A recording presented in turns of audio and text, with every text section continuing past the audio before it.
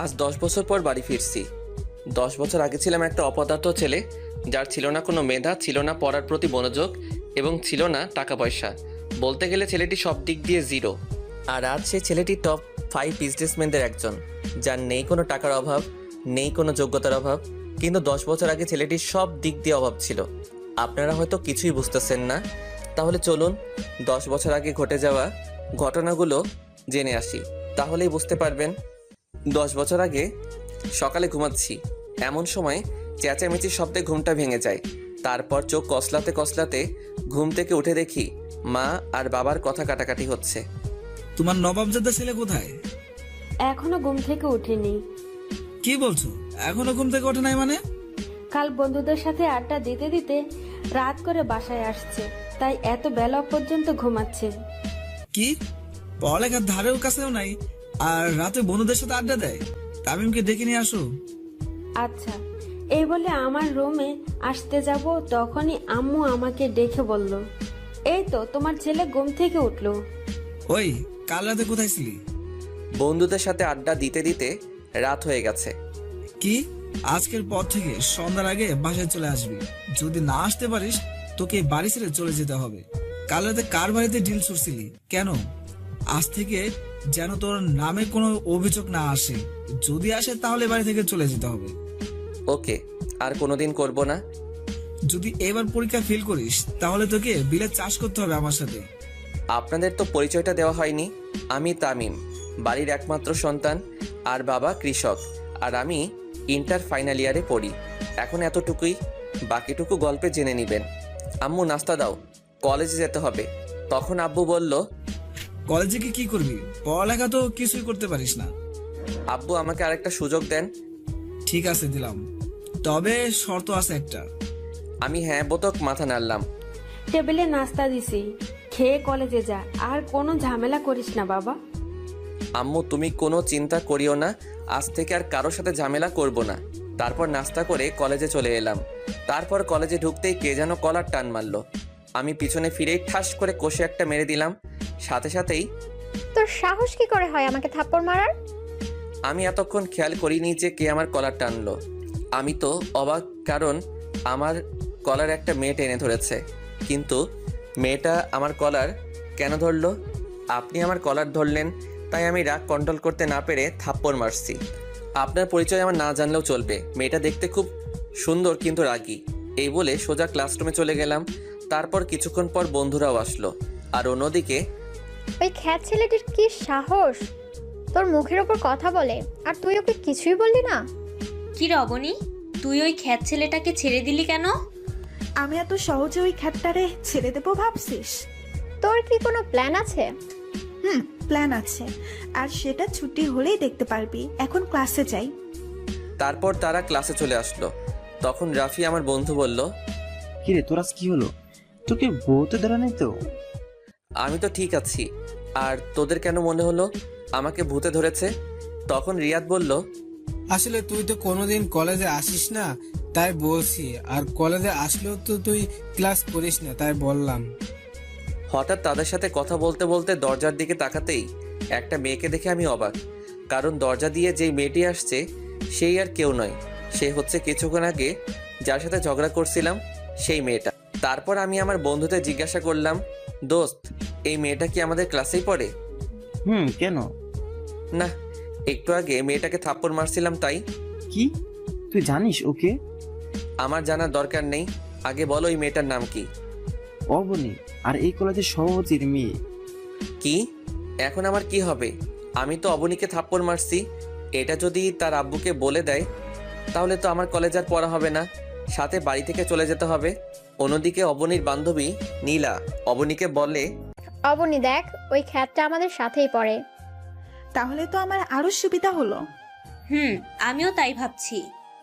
তারপর দেখি স্যার ক্লাসে এসে আমাকে দেখে স্যার বলল, ক্লাসে কিছু এলিয়েন দেখতেছি, তোমরা কি তাদের দেখতেছো? আমাকে উদ্দেশ্য করে বলল, কারণ এর আগে কলেজে আসলেও ক্লাস করিনি, তাই ক্লাসে দেখে স্যার অবাক হয়ে গেল। আর আমি স্যারকে বললাম, স্যার এখানে তো কোনো এলিয়েন নাই। তোমাকে দেখে তো এলিয়েনই মনে হচ্ছে। আর এতদিন পর কি জন্য ক্লাস করতে আসছো? 1 মাস পরই তো তোমার পরীক্ষা, একেবারে পরীক্ষা দিতে আসলেই তো হয়। আসলে স্যার আজ থেকে ভালো হয়ে গেছি আর নিয়মিত ক্লাস করব। আমার কথা শুনে সবাই অবাক হয়ে গেল। তার থেকে আরো বেশি অবাক হলো স্যার। তখন স্যার বলল, ক্লাস করলে ভালো। তারপর স্যার আরো কিছুক্ষণ ক্লাস করিয়ে চলে গেল।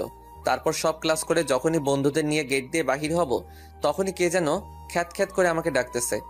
ওই খ্যাত, আমি পিছনে ফিরে দেখি অবনী আমায় ডাকতেছে। আমাকে বলতেছেন, এখানে তুই ছাড়া আর কে আছে? আচ্ছা আসতেছি। এই বলে আমার বন্ধুরা সহ আমি অবনীর কাছে গেলাম। ওই তোরা যা। আমরা কেন যাব? যেতে বলছি, যাবি নাকি অন্য ব্যবস্থা করব? আচ্ছা যাচ্ছি। তারপর ওরা চলে যাওয়ার পর, ওই তোর নাম কি? তামিম। আর কি জন্য ডাকছেন ওইটা বলেন। কেন, তোকে কি কাজ ছাড়া ডাকা যায় না নাকি? তা নই, কিন্তু কেন ডাকলেন তা তো বলেন। তখন নীলা বলল, অবনী দেখ, ওই খ্যাত ছেলেটা তোর মুখে মুখে কথা বলতেছে আর তুই তার সহ্য করতেছিস। তখন অবনী বলল, ওই খ্যাত, তোর সাহস কি করে হয় আমার মুখে মুখে কথা বলা? এই বলে ঠাস। আপনারা ভাবছেন থাপ্পড়টা আমার গালে লাগছে? আপনারা ঠিকই ভাবছেন, থাপ্পড়টা আমার গালে লাগছে। আর ওর থাপ্পড়ের আওয়াজ শুনে যারা কলেজে ছিল সবাই আমার দিকে তাকিয়ে আছে, আর আমি গালে হাত দিয়ে দাঁড়িয়ে আছি। আমাকে মারলেন কেন? আবার আমার মুখে মুখে কথা বলতেছিস? সরি আপু। ঠাস, আবার থাপ্পড় মারলো। এই বড়লোক মেয়েগুলো গরিবদের ভাবেটা কি? আমরা গরিব বলে কি আমাদের কোনো প্রাণ নেই? আমাদের কি কোনো ফিলিংস নেই? আমরাও তো মানুষ। আপনি আবার আমায় মারলেন কেন? আজ থেকে আমায় ম্যাডাম বলে ডাকবি। কি বলে ডাকবি? ম্যাডাম বলে। এই তো, গুড বয়। আর শোন, কাল সকালে তাড়াতাড়ি আসবি। Okay madam. তারপর অবনীর কাছ থেকে বিদায় নিয়ে সোজা বাসায় চলে আসলাম। তারপর ফ্রেশ হয়ে আম্মুকে বললাম, আম্মু খুব খিদে পেয়েছে, খাবার দাও। আচ্ছা তুই টেবিলে বস, আমি খাবার দিচ্ছি। তারপর খাবার খেয়ে রুমে গিয়ে শুয়ে গেলাম। আর কলেজে ঘটে যাওয়া ঘটনাগুলো ভাবতেই কখন যে ঘুমিয়ে গেলাম নিজেও জানি না। অন্যদিকে অবনী কলেজ থেকে বাড়ি ফিরে আর গান গেয়ে গিয়ে সিঁড়ি থেকে উঠতে যাবে, ঠিক তখনই শিমুল চৌধুরী, আজ আমার মেয়েকে এত সুন্দর লাগছে কেন? আমি একটা ছেলেকে ভালোবেসে ফেলেছি। তা কে সেই ছেলেটা, যে ছেলেটা আমার এই মেয়ের মন কেড়ে নিয়েছে? ছেলেটার নাম তামিম, কিন্তু তার স্ট্যাটাস আমাদের মতো অত হাই লেভেলের না। ও, তা ছেলেটাকে কি বলেছিস তুই অনেক পছন্দ করিস বা ভালোবাসিস? না মা, আচ্ছা এসব এখন থাক না। এসব এখন খুব জোরে খিদে পেয়েছে। তুমি খাবার রেডি করো, আমি ফ্রেশ হয়ে আসতেছি। নীলা, আচ্ছা যা মা। দোস্ত তুই কোথায়, আজ আসবি না? আমি তো ঘুম যাচ্ছি। কি? আচ্ছা তুই রফিক আঙ্কেলের চায়ের দোকানে চলে আয়। কেন বলো তো, কোনো সমস্যা হয়েছে নাকি? আরে না, আজ আড্ডা দিবি না? আমি তো আড্ডা দেওয়ার জন্য কল দিচ্ছি। সরি দোস্ত, আজ থেকে আমি আর আড্ডা দিব না। আচ্ছা তামিম, তুই কি আমাদের সেই বন্ধু তামিম নাকি অন্য কেউ? কেন বলতো? না মানে ভূতের মুখের রাম রাম শুনছি তাই বলতেছি। এখানে রাম রামের কি হয়েছে? আমরা তো অনেক আড্ডা দিয়ে অনেক সময় নষ্ট করছি, আর সামনে পরীক্ষা, তাই ভাবলাম ভালোভাবে প্রস্তুতি নিতে হবে। আচ্ছা ঠিক আছে দোস্ত। তারপর বাইরে চলে আসলাম। তারপর মাগরিবের নামাজ পড়ে বাড়িতে চলে আসলাম আর বই নিয়ে পড়তে বসলাম। তারপর 10টার দিকে আম্মু খাবার জন্য ডাক দিল। তারপর ডিনার করে ঘুমিয়ে গেলাম। তারপর সকালবেলা ঘুম থেকে উঠে ফ্রেশ হয়ে নাস্তা করে কলেজে যাই। আর কলেজে গিয়েই তো আমি অবাক, কারণ অবনী আজ শাড়ি পরে আসছে। মনে হচ্ছে আসমান থেকে পরী নেমে এসেছে। ছি, আমি এসব কি ভাবতেছি? ও কোথায় আর আমি কোথায়? ওরা বড়লোক আর আমরা গরিব, ওদের সাথে আমাদের মানায় না। তারপর এইসব ভাবতে ভাবতে ক্লাসে চলে আসলাম। নীলা, আজ এই খ্যাতটা আসেনি নাকি? জানি না রে। আচ্ছা চল, ক্লাসের সময় হয়ে গেছে, ক্লাসে যাই। চল। কি রে অবনী, কাকে খুঁজছিস? আর ওই খ্যাতটা আসে নাই না কি আজ? তারপর হঠাৎ অবনীর আমার দিকে চোখ পড়তেই, দেখ নীলা, ওই খ্যাতটা কলেজে আসলো অথচ আমার সাথে দেখা করেনি। এর একটা বিহিত করতে হবে। আজ ওর একটা বিহিত করতেই হবে। ক্লাস ছুটি হোক, তারপর দেখাচ্ছি। আমি ক্লাসে এসে বন্ধুদের পাশে বসে গেলাম। তখন রাফি বলল, কিরে দোস্ত, কি অবস্থা? এই তো ভালো, তোদের কি অবস্থা? আমরাও ভালো দোস্ত। তারপর স্যার ক্লাসে চলে আসলো। তারপর স্যার কিছু নোট লিখে দিলেন আর বললেন, আচ্ছা কাল তোমাদের এই বিষয়ের উপর ক্লাস টেস্ট নেওয়া হবে, তাই সবাই ভালোভাবে প্রস্তুতি নাও। তারপর স্যার আরও কিছুক্ষণ ক্লাস করে চলে গেলেন। তারপর একে একে সব ক্লাস করে চলে আসতে যাব, তখন দেখি অবনী গেটের ওইখানে দাঁড়িয়ে আছে। আমি অবনীকে না দেখার ভান করে চলে যেতে যাব, তখনই ওই ক্যাট, তোকে সকালে আমার সাথে দেখা করতে বলেছিলাম না? সরি, আসলে ভুলে গেছিলাম।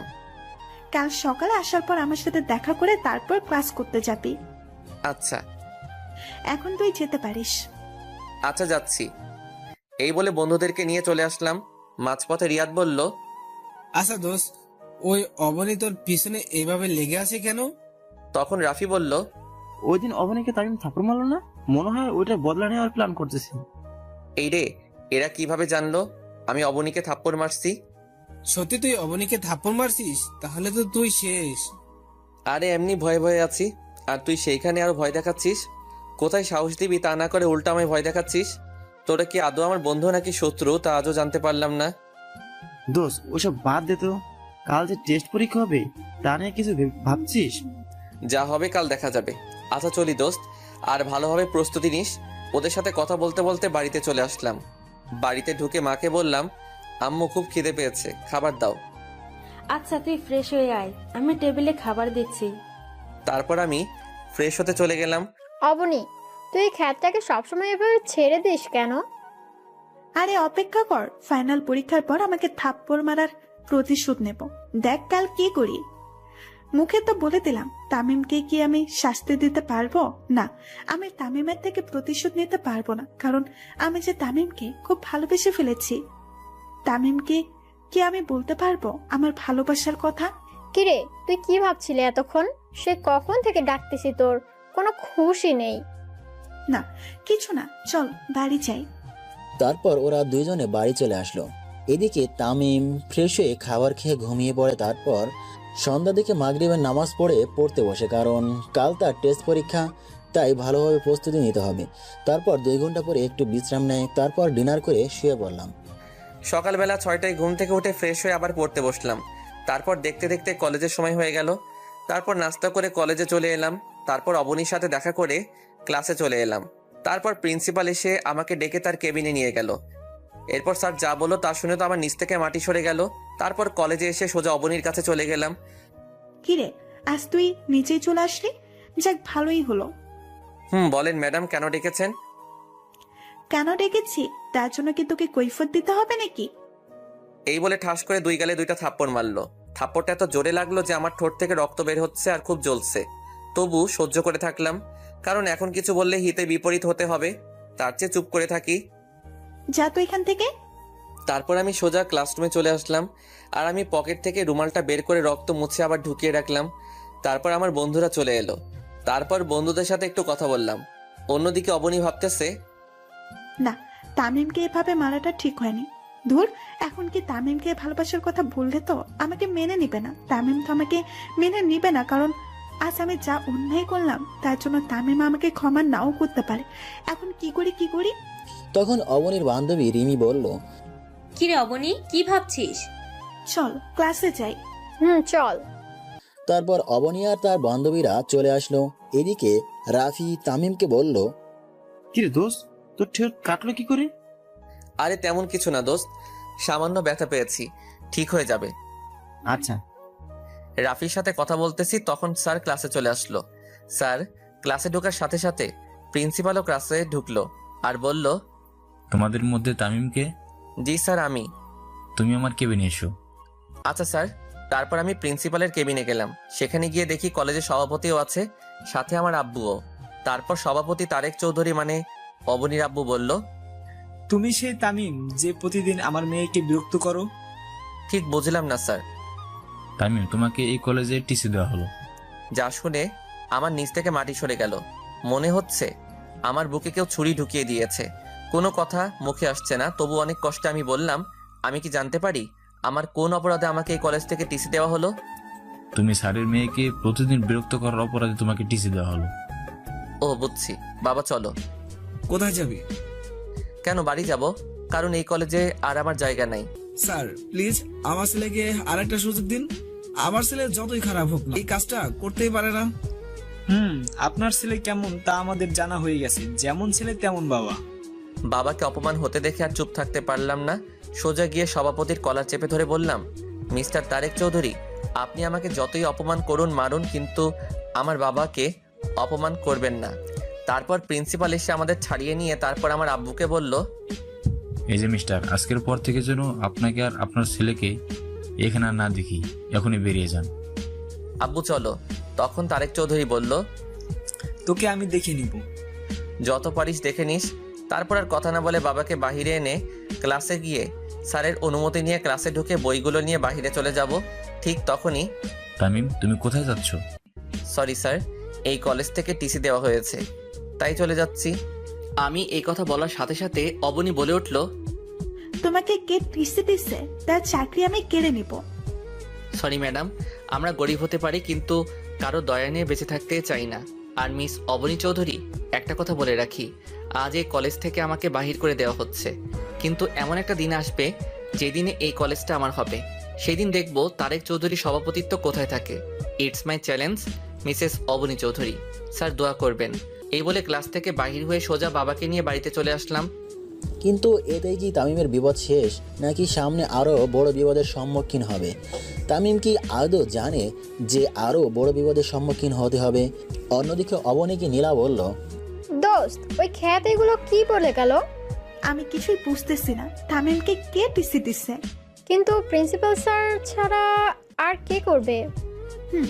আজ ওই প্রিন্সিপালের চাকরি আমি নিয়ে ফেলবো। তার সাহস হয় কি করে আমার কলেজাকে কলেজ থেকে টিসি দেওয়ায়? তুই কি তামিম মানে ওই খ্যাতকে ভালোবাসিস?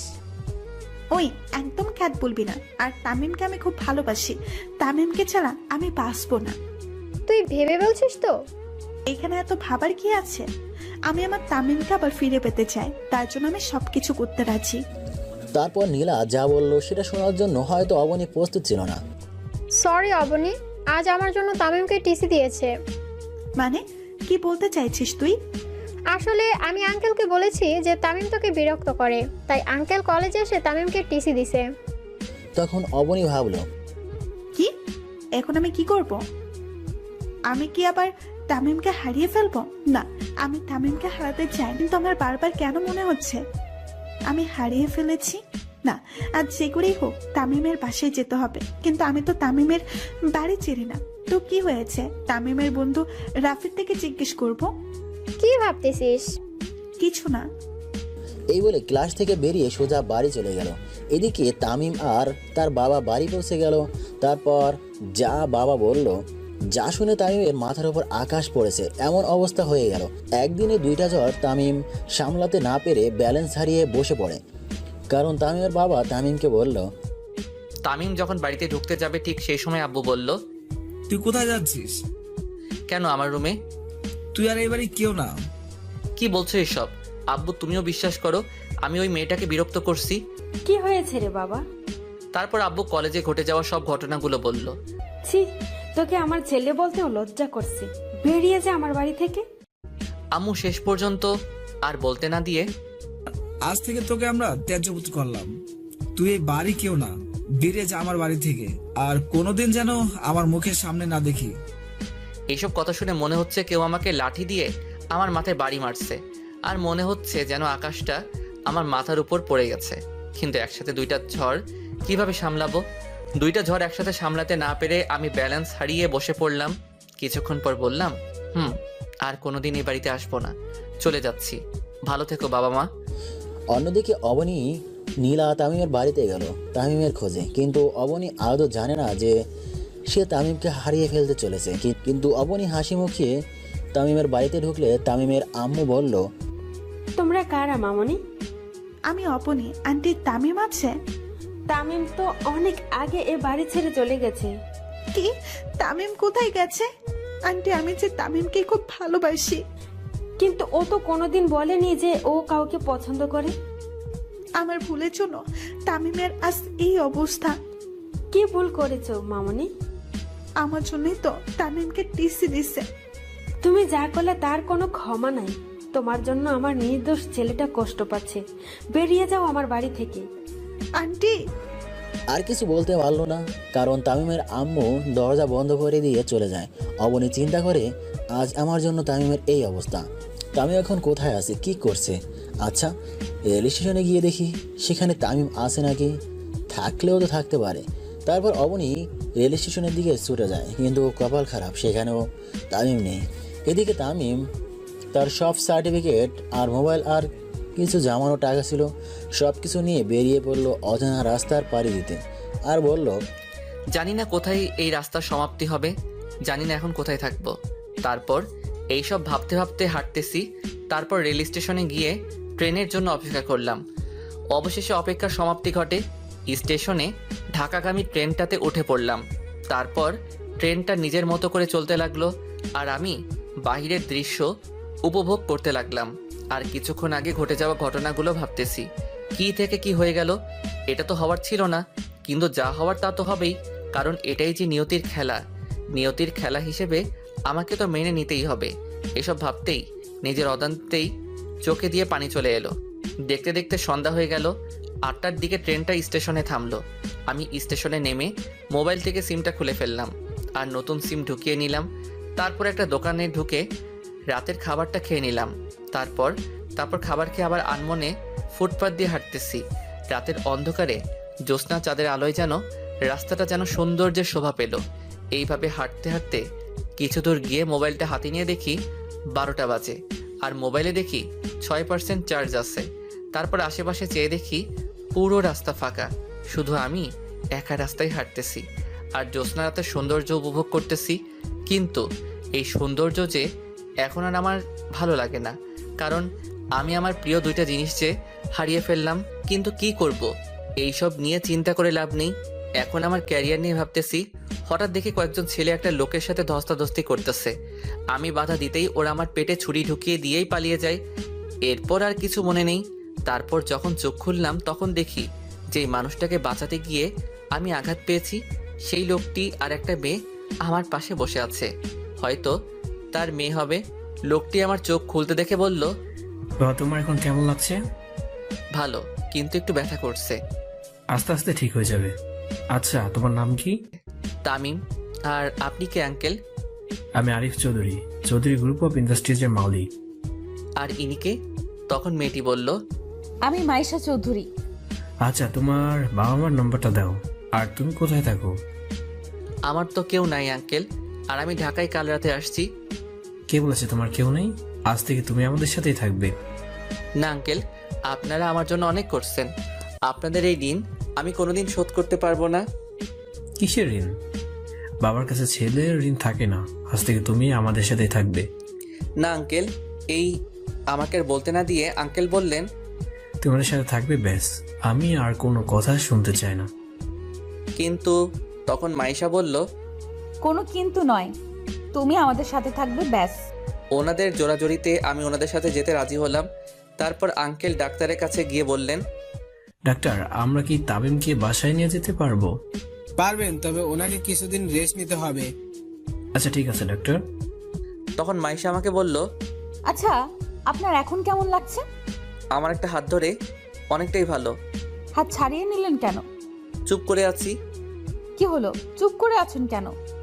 তখন হঠাৎ আঙ্কেল ঢুকলেন, আর মাইশা আঙ্কেলকে দেখে মাইশা বললেন, আব্বু তামিমকে আমরা কবে বাসায় নিয়ে যেতে পারবো? আজই নিয়ে যেতে পারবো। সত্যি বাবা, আজই নিয়ে যেতে পারবো? সত্যি। কিন্তু বুঝলাম না এই মেয়েটার এত খুশি লাগছে কেন।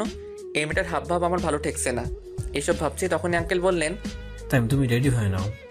আমি পকেটে হাত দিয়ে দেখি মোবাইলটা নেই। তাই আমি আঙ্কেলকে বললাম, আঙ্কেল একটা কথা বলবো? বলো, অনুমতি নেওয়ার প্রয়োজন নেই। আমার মোবাইলটা। আর বলতে না দিয়ে, এই নাও। আমি মোবাইলটা হাতে নিতেই অবাক হয়ে যাই, কারণ 100% চার্জ আছে। হাতে দেখে আমার মোবাইলের ওয়ালপেপারে মাইশার পিক, কিন্তু ওর পিক আমার মোবাইলে। ওর পিক দিল কেন? আমি মাইশার দিকে তাকাতেই দেখি মাইশা চুপি চুপি হাসতেছে, কিন্তু আমার মাথায় কিছুই ঢুকতেছে না। এই মেয়ের মতলবটা কি? আমি আর কিছু না ভেবে আঙ্কেলকে বললাম, আঙ্কেল আমি রেডি। বলে উঠতেই পেটের ব্যথায় পড়ে যেতেই মাইশা আমাকে ধরে ফেললো। তখন আঙ্কেল বলল, মাইশা ওকে নিয়ে গাড়িতে অপেক্ষা কর, আমি বিল মিটে আসছি। ওকে আব্বু। তারপর মাইশা আমাকে ধরে নিচে নেমে এলেন আর গাড়িতে বসালেন। কিছুক্ষণ পর আঙ্কেল চলে এলো। আঙ্কেল গাড়িতে উঠে ড্রাইভারকে বললেন, ড্রাইভার গাড়ি চালাও। ড্রাইভার গাড়ি স্টার্ট দিয়ে আপন মনে চালাতে লাগলেন। কিছুতে যাওয়ার পর গাড়ি একটা বাড়ির সামনে থামলো আর মাইশা আমাকে ধরে বাড়ির ভিতর নিয়ে গেল। তারপর একটা রুমে নিয়ে গিয়ে বসালো। তারপর মাইশা বাহিরে চলে গেল আর আমি খাটে বসে এদিক ওদিক চোখ বোলাতে লাগলাম। রুমটা খুব সুন্দর করে গোছানো আর চারিদিকে মাইশার ছবি লাগানো। তার মানে এটা মাইশার রুম, কিন্তু মাইশা আমাকে ওর রুমে আনলো কেন? এইসব ভাবতেছি, হঠাৎ মাথা ব্যথা করছে, তাই শুয়ে পড়লাম আর বাবা মায়ের কথা ভাবতেছি। হঠাৎ খেয়াল করলাম চোখ থেকে পানি ঝরছে। বাবা মায়ের কথা ভাবতে ভাবতে কখন যে ঘুমিয়ে পড়লাম নিজেও জানি না। তারপর যখন ঘুম থেকে উঠলাম তখন অনুভব করলাম কেউ আমার মাথায় হাত বুলিয়ে দিচ্ছে। আমি চোখ খুলতেই দেখি মাইশা আমার মাথায় হাত বুলিয়ে দিচ্ছে। আমি চোখ খুলতে দেখে মাইশা হাত সরিয়ে বলল, ও ঘুম থেকে উঠেছেন, যান গিয়ে ফ্রেশ হয়ে আসেন। কিছু খেতে হবে, না হলে ওষুধ খাবেন কিভাবে? আমি অসহায় দৃষ্টিতে তাকিয়ে আছি, কারণ আমি হাঁটতে চাইলে পড়ে যাব, কারণ আমার পেটে ব্যথা হবে। আমার তাকিয়ে থাকা দেখে মাইশা বলল, আপনি তো ভালোভাবে হাঁটতেও পারবেন না। তারপর মাইশা আমাকে ধরে ওয়াশরুমে নিয়ে গেলেন। আমাকে ফ্রেশ করে এনে আমাকে বিছানায় বসালেন। তারপর আবার মাইশা রুমের বাইরে চলে গেলেন। কিছুক্ষণ পর কিছু খাবার এনে আমার পাশে বসলো। মাইশা খাবারগুলো বেড়ে আমাকে খাইয়ে দিতে চাইলেন। আমি বাধা দিতে চাইলে আমার বাধা না মেনে আমাকে খাইয়ে দিতে লাগলেন। খাওয়া শেষে ওষুধ খাওয়াই দিয়ে আবার চলে গেলেন। এভাবে কিছুদিন পার হয়ে গেল। এখন আমি অনেকটাই সুস্থ। এই কয়দিনে মাইশা আমার অনেক কেয়ার করেছে। অন্যদিকে অবনী তামিমের দেখা না পেয়ে দরজা বন্ধ করে কান্না করতে থাকে আর বলতে থাকে, তামিম, তুমি কোথায় হারিয়ে গেলে? পাওয়ার আগে তোমাকে হারিয়ে ফেললাম। জানি না কোনোদিন তোমার দেখা পাবো কি না, তবু আমার দৃঢ় বিশ্বাস তুমি আবার আমার কাছে ফিরে আসবে। কিন্তু কবে ফিরে আসবে তুমি? এইসব ভাবতেছে তখনই অবনীর মা দরজায় কড়া নেড়ে বলল, মা আর কতদিন এইভাবে থাকবি? এখন কিছু খেয়ে নে, সকাল থেকে কিছু খাসনি। মা তুমি যাও তো, আমার খিদে নেই। তা বললে তো হবে না, আজ একটু খেয়ে নে মা। তুই না খেলে কি তামিম তোর কাছে ফিরে আসবে? মা আমি এখন কি করব? আমি যে তামিমকে খুব ভালোবেসে ফেলেছি। তোর ভালোবাসা যদি সত্যি হয় তাহলে তামিম আবার তোর কাছে ফিরে আসবে। তাই যেন হয় মা। দোয়া করি যেন তামিম আবার তোর কাছে ফিরে আসে। এই খাবারটা খেয়ে নে। অবনী দরজাটা খুলে দেয় আর খাবারগুলো খেয়ে ঘুমিয়ে পড়ে। হঠাৎ অবনী স্বপ্ন দেখে। অবনীর মন খারাপ, তাই অবনী বাড়ি থেকে হাঁটতে হাঁটতে পার্কের দিকে যেতে থাকে। কিছুক্ষণ হাঁটার পর পার্কে পৌঁছে যায়, কিন্তু পার্কে যখন ঢোকে তখন অবনী দেখতে পায় একটা ছেলে আর একটা মেয়ে কাঁধে মাথা রেখে কথা বলছে। অবনী আর একটু এগিয়ে গিয়ে আরও ভালো করে লক্ষ্য করে দেখে ছেলেটাকে সেই চেনে। ছেলেটি আর কেউ নয়, ছেলেটি হলো তামিম। কিন্তু অবনী পাশে থাকা মেয়েটিকে চিনতে পারেনি। তাই অবনী তামিমের কাছে যখন যায় তখন তামিম আর মেয়েটি চলে যেতে থাকে। কিছুক্ষণ যাওয়ার পর দেখে তামিম আর মেয়েটি উধাও হয়ে যায়। অবনী না বলে চিৎকার দিয়ে ওঠে, যার কারণে শিমুল চৌধুরীর ঘুমও ভেঙে যায়। অবনী চিৎকার করায় শিমুল চৌধুরী বলল, কি হয়েছে মা, চিৎকার করলি কেন? মা তামিম আমাকে ছেড়ে চলে গেছে। তুই খারাপ স্বপ্ন দেখছিস হয়তো। আচ্ছা এখন ঘুমিয়ে পড়। ওকে মা। অবনী তামিমের কথা ভাবতে ঘুমিয়ে পড়ে। এদিকে ফ্রেশ হতেই বাইরে বের হতেই মাইশা রুমে আসলো আর তামিমকে বলল, চলো ডিনার করতে। আপনি যান, আমি আসতেছি। মাইশা চলে গেল। আমিও কিছুক্ষণ পর নিচে এলাম। নিচে এসে চেয়ারে বসলাম। তারপর মাইশা প্লেটে খাবার বেড়ে দিল। আমি খেতে লাগলাম। খাওয়ার মাঝখানে আঙ্কেল বলে উঠল, তামিম, তোমার এখন কেমন লাগছে? আঙ্কেল পুরোপুরি ভালো। তুমি কোন ইয়ারে পড়ো? ইন্টারের ফাইনাল ইয়ারের পরীক্ষা দিব, কিন্তু দিতে পারিনি। কাল তোমাকে মাইশার কলেজে ভর্তি করে দেব।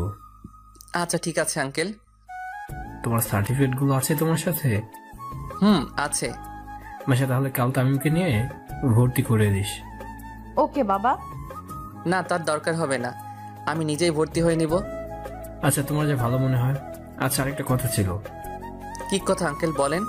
এরপর আঙ্কেল যা বললেন তা শুনে তো আমি অবাক। কাল থেকে তুমি ক্লাস করে আমার সাথে অফিস সামলাবে। এইটা শোনার পর আমি অবাক হয়ে গেলাম। আঙ্কেল এটা কি বলল? আমাকে চিনে না অথচ আমাকে বিশ্বাস করে তার কোম্পানির দায়িত্ব নিতে বলছেন, কিন্তু আমি তো এই দায়িত্বটা নিতে পারবো না। আঙ্কেল এসব কি বলেন? আমার পক্ষে সম্ভব না আঙ্কেল। কেন সম্ভব না? কারণ আপনার কোম্পানি সামলানোর মতো যোগ্যতা আমার নাই। কাল থেকে তুমি আমার সাথে অফিস সামলাবে। কিন্তু আর বলতে না দিয়ে আঙ্কেল বলল, কোনো কিন্তু না, তুমি অফিস সামলাবে মানে সামলাবে। আমি আর কোনো কিছু শুনতে চাই না। কিন্তু আঙ্কেল, আপনি আমাকে চিনেন না, জানেন না, অথচ আমাকে আপনার কোম্পানি সামলানোর দায়িত্ব দিচ্ছেন কেন? কারণ আমি জানি তুমি কোনোদিন আমার সাথে বিশ্বাসঘাতকতা করবে না, এটা আমার বিশ্বাস। আপনি আমাকে এতটা বিশ্বাস করেন? আচ্ছা, আমি যদি কোনোদিন আপনার সাথে ভুলে বিশ্বাসঘাতকতা করে ফেলি, আল্লাহ না করুক, তখন কি আমার ক্ষমা হবে? যদি তা ক্ষমার অযোগ্য হয়? চাই তুমি কোনোদিন আমার সাথে বিশ্বাসঘাতকতা করবে না, আর করলেও নিজের ছেলেকে শাস্তি দিব, তারপর আবার আপন করে নেব। আঙ্কেল বলল, আমার নিজের অজান্তে চোখ দিয়ে পানি ঝরতেছে। মাইশা তা খেয়াল করতে পেরে বলল, কি হলো, তুমি কাঁদছো কেন? মা বাবার কথা মনে পড়তেছে তো, তাই হয়তো কান্না পাচ্ছে। আর যদি তারা থাকতো তাহলে কতই না ভালো হতো। তুমি কি আমাকে এখনো আপন ভাবতেই পারোনি? তা না আঙ্কেল, এই বলে খাবার রেখে ছাদে চলে আসলাম। কি হলো, এভাবে চলে গেলে কেন? হয়তো বাবা মার কথা মনে পড়ছে, হয়তো তাই মনে হয় চলে গেছে। হয়তো মন খারাপ হয়েছে, তুই গিয়ে দেখ তো। ওকে বাবা। এই বলে মাইশা খাবার শেষ করে আমার রুমে এসে দেখে আমি নাই। তারপর ছাদে চলে আসে, আর আমি কাঁদতে কাঁদতে বললাম, বাবা তুমি আমাকে ভুল বুঝলে। তোমরা দুনিয়াতে থাকা সত্ত্বেও তোমাদের সাথে কথা বলতে পারছি না তোমাদের সাথে দেখা করতে। কেন বাবা? আমার তো কোনো দোষ ছিল না, তবু কেন বাবা মা তোমরা আমায় ভুল বুঝলে? এইসব ভাবতেছি আর চোখ দিয়ে পানি ঝরতেছে। হঠাৎ কেউ আমার কাঁধে হাত রাখলো। আমি তাড়াতাড়ি চোখের পানি মুছে পিছন ফিরে দেখি মাইশা দাঁড়িয়ে আছে। আমি মাইশাকে দেখে বললাম, ম্যাডাম আপনি এখানে? আসতে হলো, আর আমাকে একদম ম্যাডাম ডাকবে না। আপনারা কোথায় আর আমি কোথায়? আপনাকে ম্যাডাম না ডেকে আর কি ডাকবো? আমাকে তুমি নাম ধরেই ডাকবে। ম্যাডাম কি করছেন? তামিম, একটা কথা বলবো? বলেন, কিন্তু আর একটু দূরে যান। আচ্ছা যাচ্ছি। তারপর মাইশা আমার থেকে এক হাত দূরে সরে দাঁড়ালো। এইবার বলেন, কি বলবেন আপনি? তোমার কোনো গার্লফ্রেন্ড আছে? কি যে বলেন, আমার মতো একটা খ্যাত ছেলেকে কি কেউ ভালোবাসতে পারে? এছাড়া আমার আর একটা কথা বাকি আছে, কিন্তু তোমাকে কিভাবে যে বলি, তুমি রাগ করবে না তো? রাগ করার মতো কথা হলে অবশ্যই রাগ করব। I love you Tamim. হসপিটালে তোমাকে প্রথম দেখাতেই ভালো লেগে যায়। এই প্রথম আমি কাউকে আমার ভালোবাসার কথা জানালাম। তুমি কি আমাকে তোমার সব দুঃখ কষ্টের ভাগিদার হতে দেবে? প্লিজ, তুমি আমায় ফিরিয়ে দিও না। এই মেয়ে বলে কি? আমিও তোকে পছন্দ করি, কিন্তু আমার পক্ষে যে মাইশাকে ভালোবাসা পসিবল না। আপনার মাথা ঠিক আছে তো ম্যাডাম? কেন আমার মাথা ঠিক থাকবে না কেন? আমার মনে হচ্ছে আপনার মাথা ঠিক নাই। কেন ঠিক নাই? আপনি ঠিক থাকলে আমাকে ভালোবাসার মতো বোকামি করতেন না। কেন, তোমাকে ভালোবাসা কি বোকামি নাকি? তা নয়তো কি? আমি কোথায় আর আপনি কোথায়? আমি একজন সাধারণ ছেলে, আর তার চেয়ে বড় কথা হলো আমি আঙ্কেলের মনে কষ্ট দিতে পারবো না, তাই আমার পক্ষে তোমাকে ভালোবাসা সম্ভব না। আমি এত কিছু শুনতে চাই না। তুমি আমাকে ভালোবাসবে কিনা বলো। তুমি যদি আমাকে আর একবার ভালোবাসার কথা বলো, তাহলে আমি এখান থেকে চলে যেতে বাধ্য হব। আমার কথা শুনে মাইশা ভয় পেয়ে যায়, তাই মাইশা কিছুক্ষণ ভাবার পর বলল, না, তুমি আমাকে না ভালোবাসো, তবু এই বাড়ি থেকে চলে যেও না প্লিজ। ওকে, যাব না। আচ্ছা, তুমি আমাকে না ভালোবাসো, কিন্তু আমরা ফ্রেন্ড তো হতে পারি। ওকে ডান, বাট অনলি ফ্রেন্ড, আর কিছু না, মনে থাকে যেন। ফ্রেন্ড। আমরা যেহেতু ফ্রেন্ড, তাহলে আমরা তুমি করে বলতে পারি তো? ওকে, সমস্যা নাই ম্যাডাম। আবার madam? Sorry Maisha. It's okay. এরপর আর হলে কোনো ক্ষমা নাই। ওকে মহারানী। রাত তো অনেক হলো, চলো এবার গিয়ে ঘুমিয়ে পড়ো। ওকে, তুমিও যাও। এই বলে আমি ছাদ থেকে নেমে আমার রুমে চলে গেলাম, কিন্তু মাইশা ছাদ থেকে নিচে নেমে সোজা তার বাবার রুমে যায়, আর বাবাকে বলল, বাবা আসবো? আয় মা, কিন্তু তুই কাঁদছিস কেন? আচ্ছা বাবা, আমি যদি তোমার কাছে কিছু চাই, তাহলে আমাকে দিবে তো? অবশ্যই দিব। আমার মেয়ে আমার কাছে কিছু চাইবে আর আমি দিব না, এটা কখনো হয়? কিন্তু বাবা, এটা অন্য সব কিছুর থেকে একদম আলাদা। আমি যদি আমার ভালোবাসার মানুষকে চাই, তাহলে কি তুমি আমাকে দিতে পারবে? অবশ্যই দিব, কিন্তু সেই ছেলেটা কে যাকে তুই আমার কাছে চেয়েছিস? বাবা, তাকে তুমি খুব ভালো করে চিনো। কিন্তু বলবি তো? যে আমার প্রাণ বাঁচিয়েছে, আমি তাকে ভালোবাসি, কিন্তু ও আমাকে ভালোবাসে না। আমার ভালোবাসা গ্রহণ না করে আমাকে ফিরিয়ে দিয়েছে। তামিমের কথা বলছিস? তাই আমি খুব ভালো ছেলে, তুই কোনো চিন্তা করিস না। এখন বল আমাকে কি করতে হবে? তামিমকে সব সময় আমার পাশে থাকতে বলবে, এতেই হবে। শুধু এতটুকুই? আচ্ছা আমি বলে দিব। থ্যাংক ইউ আব্বু। এখন অনেক রাত হয়েছে, গিয়ে শুয়ে পড়। ওকে আব্বু। এই বলে মাইশা আঙ্কেলের রুম থেকে সোজা তার রুমে চলে যায় আর তামিমের কথা ভাবতে ভাবতে ঘুমিয়ে পড়ে। আমি রুমে গিয়ে মোবাইলে অ্যালার্ম দিয়ে শুয়ে পড়লাম। কিছুক্ষণের মধ্যেই ঘুমিয়ে গেলাম। সকালবেলা অ্যালার্মের শব্দে ঘুমটা ভেঙে যায়। তারপর ফ্রেশ হয়ে নামাজ পড়ে একটু হাঁটাহাঁটি করে ছাদে চলে গেলাম। ছাদে গিয়ে সকালের সৌন্দর্য উপভোগ করতে লাগলাম। পাখির কিচিরমিচিরের শব্দে যেন মনটা যেন ভালো হয়ে গেল। ছাদে আরও কিছুক্ষণ থেকে নিজের রুমে চলে গেলাম। রুমে গিয়ে শুয়ে গেলাম। হঠাৎ কেউ দরজায় নক করলো। আমি গিয়ে দরজা খুলে দিলাম। দরজা খুলতেই দেখি মাইশা দাঁড়িয়ে আছে। মাইশাকে আমি বললাম, তুমি এইখানে? তুমি উঠছো নাকি দেখতে আসলাম। আমি তো অনেক আগে উঠেছি। ও, তো এতক্ষণ কি করেছো? এই তো শুয়েছিলাম। কেন, কিছু বলবে নাকি? নাস্তা করতে হবে, কলেজে যাবে না? এত তাড়াতাড়ি? কলেজে গিয়ে কি করব? আর আমি তো ভর্তি হইনি। কয়টা বাজে দেখছো? কয়টা বাজে? 9:30 বাজে। এক্ষুনি নাস্তা করে কলেজে যেতে হবে। ওকে, তুমি যাও, আমি আসতেছি। আচ্ছা তাড়াতাড়ি আসো, আমরা তোমার জন্য অপেক্ষা করতেছি। এই বলে মাইশা চলে গেল। আমিও রেডি হয়ে নিচে নেমে এলাম। তারপর চেয়ারে গিয়ে বসে পড়লাম। নাস্তা করা শেষে আঙ্কেল বলল যে, তাই তোমাকে একটা কথা বলার ছিল। জি আঙ্কেল বলুন। এতে পারমিশন নেওয়ার কি আছে? বলছিলাম তুমি মাইশার সাথে সবসময় থাকতে পারবা? পারবো। আমি তো ওর কলেজে ভর্তি হব।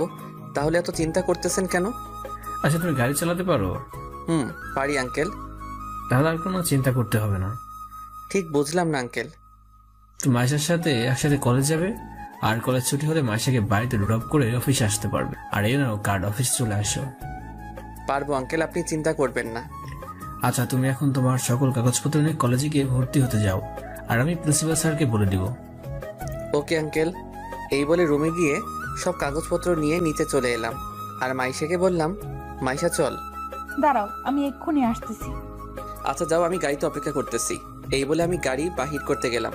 গাড়ি বাহির করে গাড়িতে বসে মাইশার জন্য অপেক্ষা করতেছি, কিন্তু ওনার আসার কোনো খবর নাই। কিছুক্ষণ অপেক্ষা করার পর দেখি মাইশা একটা নীল শাড়ি পরছে, সাথে ম্যাচিং করে নীল চুড়ি আর ঠোঁটে হালকা গোলাপি রঙের লিপস্টিক। সব মিলিয়ে মাইশাকে একদম নীল পরীর মতো লাগতেছে। আমি তো দ্বিতীয়বারের মতো ক্রাশ খেলাম। ওর থেকে চোখই ফেরাতে পারছি না, কিন্তু আমি ওর প্রতি দুর্বল হলে চলবে না, এইসব ভাবতেছি আর মাইশার দিকে তাকিয়ে আছি। এই যে কি দেখছো এইভাবে? এই কি হলো, কথা বলতেছো না কেন? কি কি কি এইভাবে কি দেখতেছো? কই কিছু না তো। শাড়িতে আমায় কেমন লাগছে? এই প্রথম পরলাম। একদম পেতনির মতো লাগতেছে। কি, আমি পেতনি? আচ্ছা এইসব কথা থাক, কলেজে যাওয়া যাক। চলো। তারপর গাড়ি ড্রাইভ করে কলেজে চলে আসলাম। আমি মাইশাকে ক্লাসরুমে চলে যেতে বলে সোজা প্রিন্সিপালের রুমে চলে গেলাম আর বললাম, স্যার আসতে পারি? Yes, coming. আমি রুমে ঢুকলাম আর প্রিন্সিপাল স্যার বলল, কি জন্য আসছো? ভর্তি হতে আসছি স্যার। কোন বর্ষে? ফাইনাল ইয়ারে। কি, আর 1 মাস পর তোমাদের পরীক্ষা আর তুমি এখন ভর্তি হতে আসছো? আগের কলেজ থেকে টিসি দিছে, তাই পড়তে পারিনি। তোমার কাগজপত্রগুলো দাও। আমি কাগজগুলো স্যারকে দিলাম। স্যার কিছুক্ষণ দেখে আমাকে বললেন, তোমাকে তাহলে রফিক পাঠাইছে? জি স্যার। আচ্ছা একটা কথা বলো তো, তোমাকে আগের কলেজ থেকে কেন টিসি দিছে? স্যার, কলেজে ঘটে যাওয়া সকল ঘটনা বললাম। সভাপতির গা হাত তুলছে কেন? কারণ উনি আমার বাবার নামে গালি দিছে, তাই। যদি এই কলেজে এরকম করো তাহলে তোমার পড়ালেখা বন্ধ হয়ে যাবে। স্যার, এই ভুল দ্বিতীয়বার আর হবে না। তোমাকে কলেজে ভর্তি করাতে পারি, তবে একটা শর্ত আছে। কি শর্ত স্যার? আমি আপনার সকল শর্তে রাজি স্যার। তুমি কলেজে কোনো রকম মারামারি ঝগড়া করতে পারবে না। যে কোনো অবস্থা দিয়ে তুমি ঝগড়া করবে না। যদি করো তাহলে তোমাকে এই কলেজ থেকে টিসি দেওয়া হবে, এবং যাতে অন্য কলেজে না ভর্তি হতে পারো সেই ব্যবস্থা করা হবে। ওকে স্যার, আমার দ্বারা এই কলেজে কোনো ঝগড়া হবে না। ওকে, এখন ক্লাসে যাও আর ভালোভাবে লেখাপড়া করো। আর 1 মাস পর তোমাদের ফাইনাল পরীক্ষা। স্যার, আমি তো ফাইনাল ইয়ারের রুম চিনি না। এখান থেকে বাহির হয়ে নিচে নেমে অপর বিল্ডিং এর 2য় তলায় তোমাদের ক্লাসরুম। ধন্যবাদ স্যার। এই বলে প্রিন্সিপাল স্যারের রুম থেকে বাহির হয়ে সোজা ক্লাসে চলে গেলাম। ক্লাসে গিয়ে দেখি স্যার ক্লাস করাচ্ছেন। আমি স্যারকে বললাম, may I coming sir? Yes coming. তোমার নাম কি? তামিম, কলেজে নতুন আসছি। ওকে, সিটে গিয়ে বসো। আমি এদিক ওদিক তাকাতে লাগলাম, কিন্তু কোথাও জায়গা খালি নাই। আমি একটু এগোতেই একটা মেয়ে আমাকে তার পাশে বসতে বলল। আমি আর কোনো উপায় না পেয়ে তার পাশে বসলাম। স্যার কিছু নোট লিখে দিছেন, সেইগুলো তুলে নিলাম। স্যার ক্লাস করিয়ে চলে গেলেন। স্যার ক্লাস করিয়ে চলে গেলে আমার পাশে থাকা মেয়েটি বলল, হাই, আমি সুমাইয়া। আপনি? জি আমি তামিম। আচ্ছা, আমরা কি ফ্রেন্ড হতে পারি? সরি না। এরই মধ্যে স্যার ক্লাসে চলে আসলো, তবু এই মেয়ের বকবকানি বন্ধ হচ্ছে না। কেন? নিজেকে কি মনে করেন একটা মেয়ে নিজ থেকে আপনাকে ফ্রেন্ড হওয়ার অফার করতেছেন বলে কি সেলিব্রিটি হয়ে গেছেন নাকি? আচ্ছা ফ্রেন্ড, এখন একটু চুপ থাকুন, স্যার ক্লাস করাচ্ছে, দেখতেছেন না নাকি? ওকে, চুপ থাকলাম। আচ্ছা, আমরা যখন ফ্রেন্ড, তো তুমি করে বলা যায় না? যা ইচ্ছা বলেন, তবু কথা একটু কম বলেন। ওকে, আর কথা বলবো না। একে একে সব ক্লাস করে বাইরে এসে গাড়ির পাশে মাইশার জন্য অপেক্ষা করতেছি, কিন্তু এখনো আসতেছে না কেন? কিছুক্ষণ পর দেখি সুমাইয়া আর মাইশা একসাথে বাহির হচ্ছে। তারপর মাইশা এসে বলল, সুমাইয়াও আছে, এই মেয়েটা এখানে কেন? চলো তামিম, একটা রেস্টুরেন্টে যাই। রেস্টুরেন্টে কেন? আমার খুব খিদা লাগছে। এত কথা না বলে তাড়াতাড়ি গাড়িতে উঠে রেস্টুরেন্টে চলো। Okay madam. এই সুমাইয়া, গাড়িতে ওঠ। উনি যাবেন নাকি? কেন, তোমার কোনো সমস্যা নাকি? না, আমার কেন সমস্যা হবে? এই মেয়েটা তো মেয়ে না, যেন একটা রাক্ষসী, কথা শুরু করলে আর বন্ধ হয় না। কি বলছো বিড়বিড় করে? কই কিছু না তো। তাহলে গাড়ি স্টার্ট দাও আর তাড়াতাড়ি চলো। ওকে। আমি গাড়িতে উঠে গাড়ি ড্রাইভ করে সোজা একটা রেস্টুরেন্টে চলে আসলাম। তারপর একটা স্পেশাল কেবিনে বসলাম। তখন সুমাইয়াকে মাইশা বলল, কি খাবি, অর্ডার দে। তুই অর্ডার দে না। তামিম, তুমি কি খাবে? তোমরা যা খাবে আমিও তা খাবো। ওকে, ঠিক আছে, আমি অর্ডার দিচ্ছি। দে। ওয়েটার, ওয়েটার, একটু এদিকে এসো। জি ম্যাম, বলুন কি খাবেন? এই খাবারগুলো নিয়ে আসো। Okay madam. ওয়েটার খাবার আনতে চলে গেল। মাইশা খাবার আনতে আনতে আমি একটু মুখটা ধুয়ে আসি। ওকে, যাও। আমি মুখ ধুতে চলে আসলাম। আমি চলে যাওয়ার পর সুমাইয়া মাইশাকে বলল, মাইশা, ছেলেটা কে রে? দেখতে খুব হ্যান্ডসাম। আমার তো প্রেম করতে ইচ্ছে করতেছে রে। আমার সেটিং করিয়ে দে না। খবরদার ওর দিকে চোখ দিলে তোর খবর আছে। ও তোর হবু দুলা ভাই লাগে। কি? তুই তাহলে ওকে ভালোবাসিস? খুব ভালোবাসি। আব্বু বলছে খুব তাড়াতাড়ি আমাদের বিয়ে দিবে। তোর কপাল খুব ভালো রে। কেন? কারণ এমন একটা হ্যান্ডসাম বর পাইছোস। আমি খুব খুশি। আমি তামিমকে খুব ভালোবাসি। এরই মধ্যে খাবার চলে আসলো। আমিও মুখ ধুয়ে চলে আসলাম। আমাকে আসতে দেখে ওরা দুইজনেই চুপ হয়ে গেল। আমি গিয়ে বসে পড়লাম।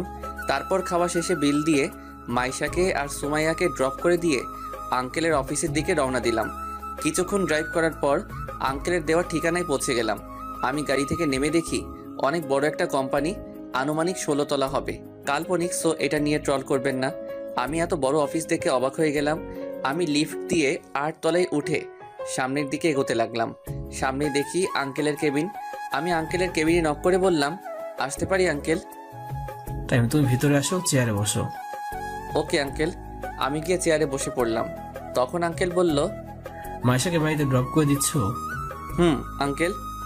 গুড। দুপুরে খাবার খেয়েছো? রেস্টুরেন্ট থেকে 2 জন খেয়ে নিয়েছি। ওকে, ভালো করেছো। এই বলে আঙ্কেল কাকে যেন কল করলো আর বলল সব স্টাফদেরকে মিটিং রুমে যেতে। কিছুক্ষণ পর আঙ্কেল বলল, চলো মিটিং রুমে যাবো। Okay uncle. তারপর আঙ্কেল আমাকে একটা রুমের সামনে আনলো আর দরজা খুলে ভিতরে ঢুকে দেখলাম অনেক বড় একটা রুম, যার মধ্যে অফিসের সব এমপ্লয়ি উপস্থিত রয়েছে। এমপ্লয়ি প্রায় 750 জন হবে। আঙ্কেল আমাকে নিয়ে গিয়ে আঙ্কেলের পাশে একটা চেয়ারে নিয়ে গিয়ে বসালো। আঙ্কেল বলল, এমপ্লয়ীদের উদ্দেশ্যে বলল, আজ আপনাদেরকে একটা বিশেষ কথা বলার জন্য এই মিটিং এর আয়োজন করা হয়েছে। কি স্যার? আমার তো অনেক বয়স হয়েছে, তাই আমি আমার এই কোম্পানির দায়িত্ব অন্য কারোর উপর দিব, আর যাকে দেবো সে হচ্ছে। আঙ্কেলের কথা শুনে তো আমি অবাক। আঙ্কেল, এটা কি বললেন? আজ থেকে এই কোম্পানির নতুন সিইও হবে তামিম। আমি শুনে তো অবাক। আঙ্কেল, এটা কি বললেন? এই ছেলেটা আমার মেয়ের হবু বর। আঙ্কেল, আপনি ভেবে বলছেন তো? আর আমি এই কোম্পানির দায়িত্ব নিতে পারবো না। আমি ভেবে বলেছি আজ থেকে এই কোম্পানি তোমার। আঙ্কেল, একটু বাইরে আসবেন, কিছু কথা আছে। এইখানে বলতেছি না কারণ এখানে কোম্পানির সব স্টাফরা আছে। চলো, এক্সকিউজ মি, আমি একটু পর আসছি। আঙ্কেল আর আমি বাইরে চলে এলাম। আঙ্কেল বললেন, এইবার বল কি কথা। আঙ্কেল আপনি এসব কি বলতেছেন? কনফারেন্স রুমে আপনার মাথা কি ঠিক আছে? আমার মাথা একদম ঠিক আছে। তাহলে এসব কি? এই কোম্পানির দায়িত্ব আমি কিভাবে নিব? আমি তো একটা সাধারণ পরিবারের ছেলে। আর সবচেয়ে বড় কথা হলো আমাকে আপনি ভালো করে চিনেনই না, তারপরও আমাকে আপনার কোম্পানির দায়িত্ব দিয়ে দিচ্ছেন। আমি কোনো কথা শুনতে চাই না। তুমি আজ থেকে কোম্পানি নিবে মানে নিবে। সরি আঙ্কেল, আমি আপনার কথা রাখতে পারলাম না। আর যদি তোমার বাবা হতাম তাহলে কি আমাকে এভাবে ফিরিয়ে দিতে? ফিরিয়ে দিতাম। কিন্তু কেন? কারণ আমার এখনো পড়ালেখা কমপ্লিট হয়নি, আর আমি আমার নিজের পায়ে দাঁড়াতে চাই। আচ্ছা, লেখাপড়া শেষ হলে তাহলে তোমাকে কোম্পানির দায়িত্ব অবশ্যই নিতে হবে। এখন আপাতত ওদের সামনে বললো না কোম্পানির দায়িত্ব নিচ্ছ না। Okay uncle. আরেকটা কথা আঙ্কেল। আবার কি কথা? তাড়াতাড়ি বলো। মাইশার সাথে আমার বিয়ে মানে বুঝলাম না। মাইশা তোমাকে খুব পছন্দ করে, তাই আমি ওকে কথা দিয়েছি মাসের সাথে তোমার বিয়ে দেব। আচ্ছা, আপনার যা ভালো মনে করেন তাই করেন। চলেন, ওনারা আমাদের জন্য অপেক্ষা করতেছে। চলো। দুইজনে আবার কনফারেন্স রুমে চলে আসলাম। আঙ্কেল আবার বললেন, আচ্ছা, আজ থেকে তামিম এই কোম্পানির দায়িত্ব নেবে, আর যতদিন পড়াশোনা শেষ হবে না ততদিন পর্যন্ত আমিই থাকবো। আর আপনাদের একটা সুখবর দেওয়া আছে, আগামী মাসের 26 তারিখে তামিম আর মাইশার এঙ্গেজমেন্ট। তো সবাইকে অগ্রিম দাওয়াত দিলাম। পার্থ, তুমি তামিমকে অফিসে সবকিছু বুঝিয়ে দাও, বাকিরা সবাই নিজ নিজ কাজ করেন। তারপর পার্থ সাহেব একে একে সব আমাকে বুঝিয়ে দিলেন, কিন্তু আমি একটু কম এডুকেটেড হওয়ায় সবকিছু বুঝতে পারিনি, তবে কিছু কিছু বুঝতে পারছি। এরপর আমি সবকিছু বুঝে নিয়ে আঙ্কেলের কেবিনে গিয়ে আঙ্কেলকে বললাম, আঙ্কেল আমার কি আর কোনো কাজ আছে? নাই, কেন? তোমার কি কোনো কাজ আছে? আসলে আঙ্কেল কয়েকদিন পরে আমাদের পরীক্ষা, তাই আমার প্রস্তুতি নেওয়া দরকার। যাওয়ার ভালোভাবে পড়েও। Okay uncle. এই বলে আমি অফিস থেকে বাহির হয়ে সোজা গাড়ি নিয়ে বাড়িতে চলে আসলাম। বাড়িতে এসে গাড়ি পার্ক করে সোজা রুমে চলে গেলাম। আর রুমে গিয়ে দেখি মাইশা আমার খাটে ঘুমিয়ে আছে। ঘুমন্ত অবস্থায় ওকে একদম পরীর মতো লাগতেছে। মন চাচ্ছে গিয়ে একটা কিস দিয়ে আসি, কিন্তু মনকে সান্ত্বনা দেওয়ার জন্য বলতেছি, না তামিম, তোর জন্য এত শান্তি নাই রে, তাই তুই মাইশা থেকে দূরে থাক, এতেই তোর ভালো হবে। আমি আর কিছু না ভেবেই সোজা ফ্রেশ হতে গেলাম। ফ্রেশ হয়ে বাহির হয়ে দেখি মাইশা বসে আছে। আমাকে ওয়াশরুম থেকে বাহির হতে দেখে মাইশা বলল, তুমি কখন আসছো? এইমাত্র আসলাম। কিন্তু তুমি আমার রুমে কি করছো? রুম গোছানোর জন্য আসছিলাম, কিন্তু হঠাৎ করে ঘুম চলে আসে, তাই ঘুমিয়ে পড়ি। আম সরি তামিম। It's okay. আর যেন আমার রুমে ঘুমিয়ে যেতে না দেখি। আমার বাড়িতে থাকো আর আমাকে তোমার রুমে ঘুমাইতে না বলছো? কি হাস্যকর, তাই না? ওকে, তুমি যখন বলছো তাহলে আর ঘুমাবো না। তাই তো আমি তার বাড়িতে থাকি, অথচ আমি তাকেই বলছি আমার রুমে না আসতে। সত্যি হাস্যকর ব্যাপার। না আসতে পারবে, কোনো সমস্যা নাই, কারণ এটা তো তোমার বাড়ি। আচ্ছা, তুমি অফিস থেকে চলে আসছো কেন? সামনে তো আমাদের পরীক্ষা, প্রস্তুতি নিতে হবে, তো তাই চলে আসলাম। ও ভালো, আমারও অনেক অধ্যায় বাকি রয়ে গেছে। চলো দুজনে একসাথে শেয়ার করে পড়ি। ওকে। কি করব? আমারও যে অনেক পড়া বাকি, তাই না করলাম না। ওকে, কি খাবে, কফি নাকি চা? তুমি বানাবে নাকি? আমি বানাবো। তাহলে তো কফি খেতে হয়। ওকে, তুমি বসো, আমি কফি বানিয়ে আনছি। ওকে। মাইশা রান্নাঘরে চলে গেল, আর আমি বই নিয়ে খাটের উপরে বসে পড়লাম। কিছুক্ষণ পর মাইশা কফি নিয়ে আসলো। দুইজনে কফি খেতে আড্ডা দিলাম।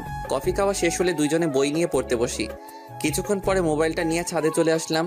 তারপর পুরনো সিমটা অ্যাক্টিভেট করে রাফিকে কল দেই। কয়েকবার রিং হওয়ার পর কলটা রিসিভ হলো। হ্যালো রাফি। কে ভাই আপনি? তোর বাপ বলতেছি। ধুর, আমার বাপ এখন আমার সামনে বসে আছে, তুই আবার আমার কোন মায়ের জামাই রে? রাফি ফাইজলামও বাদ দে, বল তোরা কেমন আছিস রে? আমরা ভালো আছি না খারাপ আছি, তার তোর খবর নেওয়ার কি দরকার? 2 মাস হয়ে গেল আমাদের কোনো খবর নিসনি। আসলে সরি ভাই, আমি খুব কষ্টে ছিলাম, তাই তোদের সাথে কথা বলতে পারিনি। কি কষ্ট রে ভাই, আর তুই এখন কোথায় আছিস? আমি এখন ঢাকায় আছি। আচ্ছা আব্বু আম্মু কেমন আছে রে? ওদের জন্য খুব মন খারাপ করছে। আঙ্কেল আন্টি একদম ভালো নেই। তুই যাওয়ার পর এমন একটা দিন নাই যে আঙ্কেল আন্টি তোর কথা জিজ্ঞাসা করেনি। কি কি জিজ্ঞেস করছিল রে, বল না। তুই কোথায় যাচ্ছিস, তুই কোথায় আছিস, আমাদের সাথে তোর কথা হয় কিনা। আন্টি বলেছে তোকে নাকি ভুল বুঝে বাড়ি থেকে বাইরে করে দিছে, কিন্তু কেন? আচ্ছা রাফি, আম্মুকে আমাকে ক্ষমা করছে? আন্টি তো আমাদের সাথে কথা হলেই বলে, রাফি তোমরা আমার ছেলের সাথে কথা হলে বলবা বাড়ি ফিরে আসতে। আমরা তাকে ক্ষমা করে দিছি। সত্যি? কিন্তু কিসের জন্য এই ক্ষমা? আমি তো কিছু বুঝি নাই, আমাকে একটু বলবি? পরে বলবো। আর আমি কালই চট্টগ্রাম চলে আসবো, কারণ আমার আম্মু আব্বু যখন ক্ষমা করে দিছে তাহলে আমি চলে আসবো বাড়িতে। কিন্তু কিসের জন্য ক্ষমা, আমাকে একটু বল। আগে আমি আসি, তারপর বলবো নি। আমি তো কালকে চট্টগ্রাম ফিরে আসতেছি, তখন না হয় জানতে পারবি। ওকে, কাল কয়টায় আসবি? সকালের বাসে চলে আসবো। আচ্ছা, পরে কথা হবে রে। ওকে দোস্ত, ভালো থাকিস। রাফির সাথে কথা বলে কলটা কেটে দিয়ে পিছনে ফিরে তাকিয়ে দেখি তো আমি অবাক, ও এখানে কখন আসলো? তামিম, তুমি এতক্ষণ কার সাথে কথা বলছিলে? আমার বন্ধুর সাথে। কিন্তু তুমি তো বলেছিলে তোমার বাবা মা নেই, তাহলে আব্বু আম্মু ক্ষমা এইসব কি? কিছুই বুঝতেছি না। আর তুমি কাল কোথায় যেন যাবে বলেছিলে? সবকিছু যখন জেনেই গেছেন তাহলে সত্যিটা বলেই ফেলি। কি সত্যি বলো? তারপর কলেজে ঘটে যাওয়া সকল ঘটনা মাইশাকে বললাম। আর কাল সকালে নাস্তা করে আমি আবার গ্রামের বাড়ি ফিরে যাব।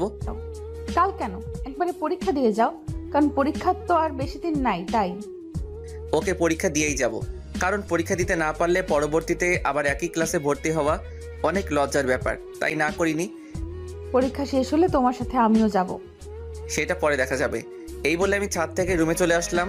তারপর কিছুক্ষণ ফেসবুকিং করলাম আর গল্প পোস্ট করলাম। যখনই অফলাইন হতে যাব তখনই সুমাইয়ার আইডি থেকে মেসেজ আসলো। হাই। হ্যালো, কেমন আছিস? ভালো, তুমি? আমিও ভালো। কি করতেছিস? বসে আছি, তুমি? আমিও বসে আছি। আচ্ছা তামিম, একটা প্রশ্ন করব। কর। তুমি কোন ইয়ারে পড়ো? ফাইনাল ইয়ারে। তুই? সত্যি তুমি ফাইনাল ইয়ারে? আমি ফাইনাল ইয়ারে। কোন কলেজে পড়ো?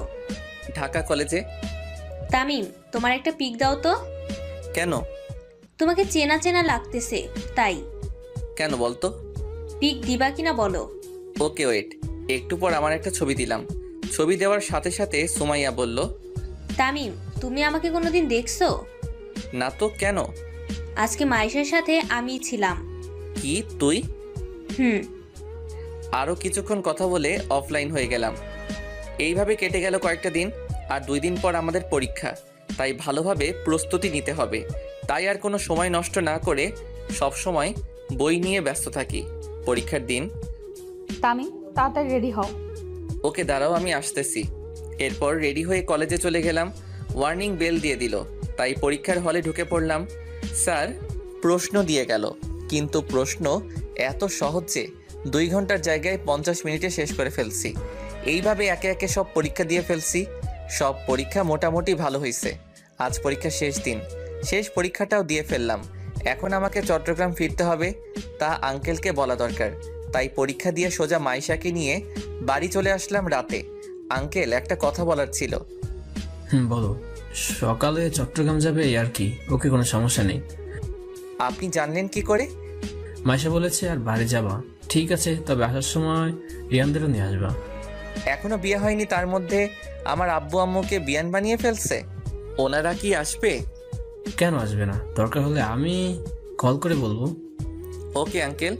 এই বলে ডিনার করে রুমে চলে গেলাম আর মা বাবার সাথে কথা ভাবতে লাগলাম। বাবা মা, আবার তোমাদেরকে দেখতে পাবো। তোমরা কেমন আছো? তোমাদেরকে দেখতে আমার খুব ইচ্ছে করছে। এই সব ভাবতে ভাবতে কখন যে ঘুমিয়ে গেলাম নিজেও জানি না। সকালবেলা দরজায় নাড়ার আওয়াজে ঘুমটার 12টা বেজে গেল। আমি উঠে দরজা খুলতেই দেখি মাইশা কফি নিয়ে দাঁড়িয়ে আছে। দরজা খুললেই কফিটা রেখে চলে যায়। আমি সোজা ওয়াশরুমে গিয়ে ফ্রেশ হয়ে এসে নিচে চলে এলাম। তারপর নাস্তা করে রুমে চলে আসলাম। ব্যাগ গুছিয়ে আবার নিচে নেমে এলাম আর আঙ্কেলকে বললাম, আঙ্কেল যদি কোনো দোষ করে থাকি তো ক্ষমা করবেন। কি যে বলো না তুমি। এ নাও। এইটা কিসের চাবি? তোমার নতুন গাড়ি। এইসবের কি দরকার ছিল আঙ্কেল? আচ্ছা, এসব কথা এখন থাক, তোমার দেরি হয়ে যাচ্ছে। আঙ্কেল আসি। মাইশা আসি। যদি বেঁচে থাকি তো তাহলে আবার আসবো আঙ্কেল। এই বলে গাড়ি নিয়ে গেট দিয়ে বের হয়ে যখনই মেইন রোডে উঠতে যাব ঠিক তখনই ট্রাকের সাথে আমার গাড়ির অ্যাক্সিডেন্ট হয়ে যায়। কি ভাবছেন গল্প শেষ হয়ে গেল? তাহলে ভুল ভাবছেন, কারণ গল্পের সিজন 2 আসতে চলেছে। সো সবাই সিজন 2 এর জন্য অপেক্ষা করুন আর আমাদের চ্যানেলটি সাবস্ক্রাইব করে রাখুন। ধন্যবাদ। আমি গাড়ি থেকে ছিটকে দূরে পড়ে যাই আর একটা পিলারের সাথে বাড়ি খাই। তারপর আর কিছু মনে নেই। আফটার 5 মান্থস, 5 মাস পর ডক্টর তামিম এখন কেমন আছে? উনি এখন অনেকটাই বিপদ মুক্ত। তামিম এতদিন কোথায় ছিলেন, আজ হঠাৎ তার সেন্স ফিরে আসে, তাই ওনাকে ঘুমের ওষুধ দিয়ে হালকা ট্রিটমেন্ট করি। এই বলে মাইশা তামিমকে দেখতে তামিমের কেবিনে যায়। মাইশা দেখে তামিম শুয়ে আছে। মাইশা ডাক্তারকে বলল, ডক্টর তামিমের কখন জ্ঞান ফিরবে?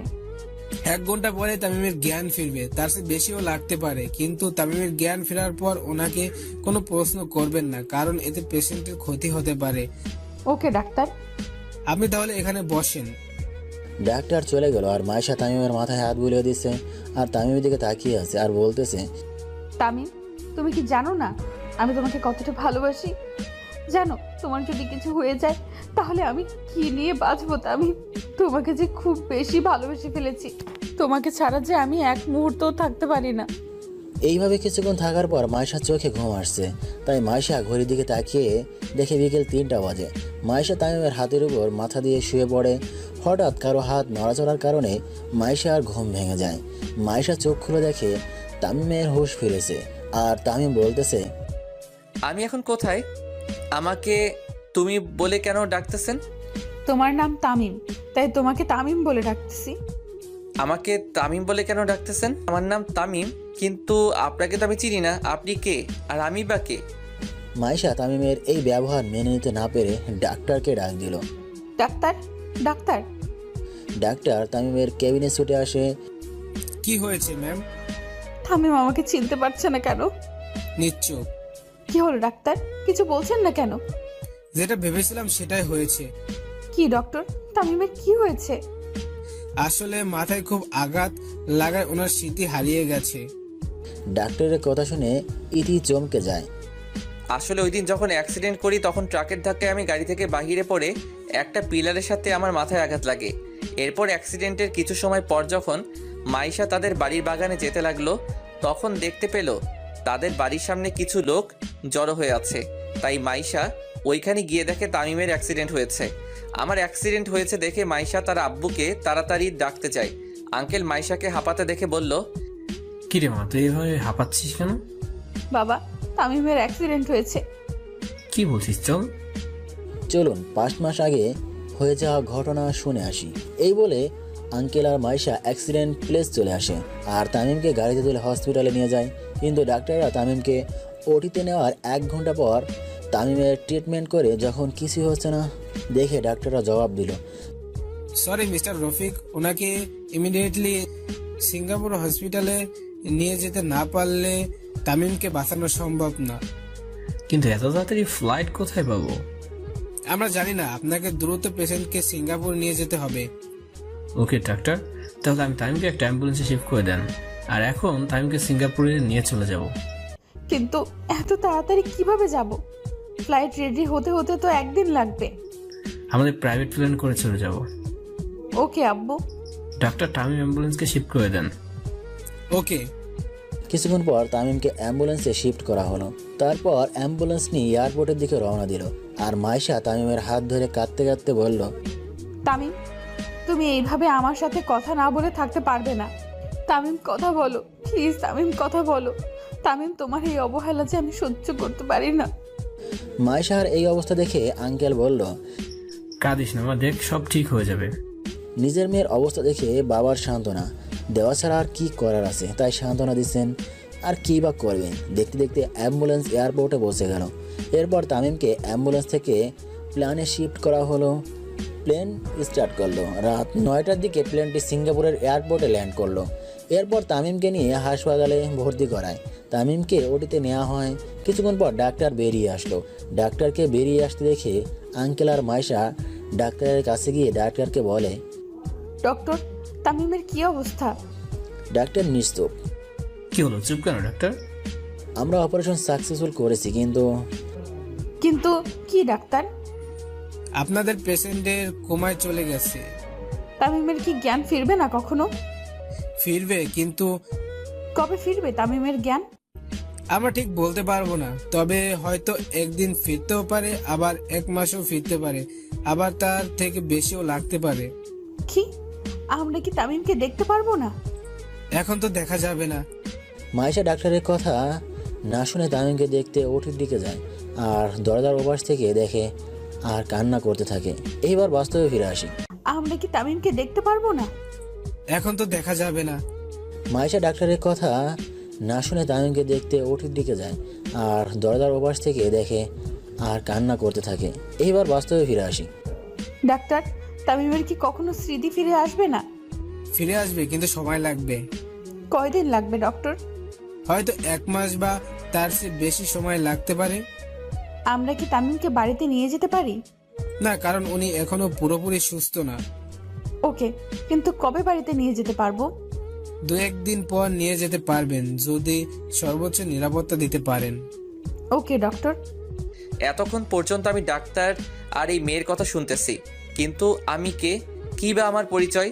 এই মেয়েটা আমার নাম তামিম কেন বলতেছে? তাহলে কি আমার নাম তামিম? কিন্তু এই মেয়েটি বা কে? না, আমি আর এসব ভাবতে পারছি না। মাথাটা কেমন জানি ব্যথা করতেছে। আস্তে আস্তে আমার চোখ বন্ধ হয়ে আছে, তারপর আবার ঘুমিয়ে পড়লাম।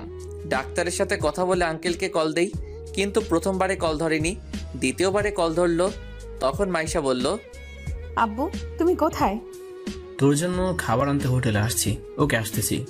এই বলে আঙ্কেল কিছু খাবার নিয়ে হাসপাতালে চলে আসে আর মাইশার কাছে গিয়ে বলে, কি হয়েছে? মাইশার বাবা বলে কান্না করে দিল। কি হলো, কাঁদছিস কেন? তামিমের কেবিনে চলো। চল আগে খাবারগুলো খেয়ে নে। খাবো না আমি। এরকম করে না, দেখ তুই কিছু না খাস তাহলে তুই তো রোগা হয়ে যাবি, তখন তামিমকে কে দেখবে? এরপর মাইশা নাস্তাগুলো খেয়ে নেয়। নাস্তা খেয়ে আঙ্কেল আর মাইশা আমার কেবিনে আসে। কেবিনের দরজা বন্ধ হওয়ার শব্দে ঘুমটা ভেঙে যায়। আমি চোখ খুলে দেখি একটা মেয়ে আর একটা লোক, মাইশা আর আঙ্কেল। যেহেতু আমার স্মৃতি হারিয়ে গেছে, তাই আমি মাইশা আর আঙ্কেলের ক্যারেক্টারটা লোকটি আর মেয়েটি করলাম। আমার কেবিনে আসছে, আমি ওনাদেরকে দেখে বললাম, আপনারা কারা? আমার কথা শুনে আঙ্কেল চমকে যায় আর মেয়েটিকে ইশারায় বলে, আমি কি বলছে এগুলো? তারপর মেয়েটি মানে মাইশা যা বলল তা শুনে আঙ্কেল চমকে যায়। আমার কথা শুনে আঙ্কেল চমকে যায় আর মাইশাকে ইশারায় বলে, আমি কি বলছি এগুলো? তারপর মাইশা যা বলল তা শুনে আমি আর আঙ্কেল চমকে যাই, কারণ মাইশা বলল যে, বাবা, তামিম স্মৃতি হারিয়ে ফেলেছে। কি বলছিস এসব? বাবা, তামিমের স্মৃতি হারিয়ে ফেলেছে। আচ্ছা, আপনারা কি আমাকে চিনেন? হ্যাঁ, চিনি তো। আমি কে? আমার নাম কি বলুন না প্লিজ। তুমি আমার তামিম, আর আমি তোমার হবু বউ মাইশা, আর ইনি হলেন আমার বাবা রফিক চৌধুরী। আমার না খুব মাথায় খুব ব্যথা করছে। আপনারা যদি বাইরে যেতেন তাহলে আমি ঘুমিয়ে যেতে পারবো। কেন নই, তুমি ঘুমিয়ে যাও, আমরা বাইরে আছি। এই বলে মাইশা আর আঙ্কেল বাহিরে চলে গেলেন আর আমি শুয়ে পড়লাম। মাইশা আর আঙ্কেল বাহির হয়ে সোজা একটা টুলে বসে পড়লেন আর মাইশাকে বললেন, তামিম কি কখনো স্মৃতি ফিরে আসবে না? ডক্টর তো বলেছিল আবার স্মৃতি ফিরে আসবে।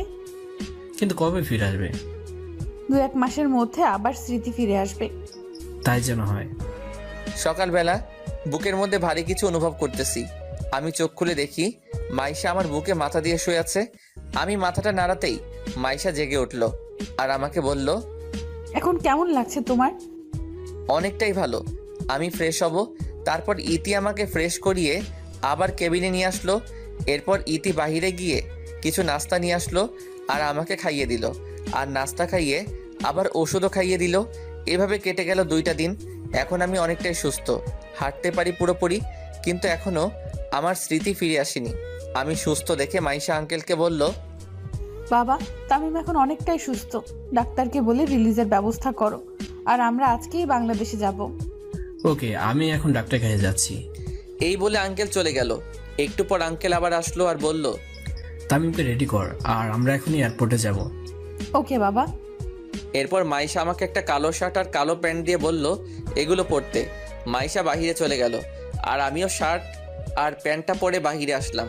তারপর সবাই মিলে গাড়ি করে এয়ারপোর্টে চলে আসলাম। এরপর আঙ্কেলের প্রাইভেট প্লেনে করে বাংলাদেশের উদ্দেশ্যে রওনা দিলাম। বিকাল 4টার দিকে প্লেনটি ঢাকা শাহজালাল আন্তর্জাতিক এয়ারপোর্টে ল্যান্ড করলো। এরপর আমরা 3 জনে এয়ারপোর্ট থেকে বাহির হয়ে গাড়ির জন্য অপেক্ষা করতে লাগলাম। একটু পর একটা গাড়ি আসলো। আমরা 3 জনে গাড়িটাতে উঠে মাইশাদের বাড়ির দিকে রওনা দিলাম।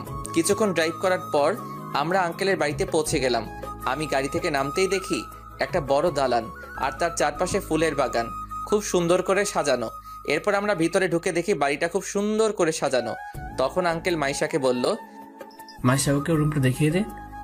ওকে বাবা চলো। এরপর মাইশা আমাকে নিয়ে একটা রুমের সামনে আনলো আর রুমের দরজা খুলে দিয়ে আমাকে বলল, এইটা তোমার রুম, যাও গিয়ে ফ্রেশ হয়ে নিচে এসো। ওকে। এই বলে রুমের ভিতরে ঢুকে চারিদিকে চোখ বুলাতে লাগলাম, কিন্তু রুমটা আমার খুব চেনা চেনা লাগছে। এর আগে রুমটা দেখেছি মনে হচ্ছে, তাহলে কি এর আগেও আমি এই রুমে ছিলাম? আহ বলে মাথায় হাত দিয়ে খাটে শুয়ে পড়লাম। মাথাটা প্রচণ্ড ব্যথা করছে, তাই শুয়ে পড়লাম।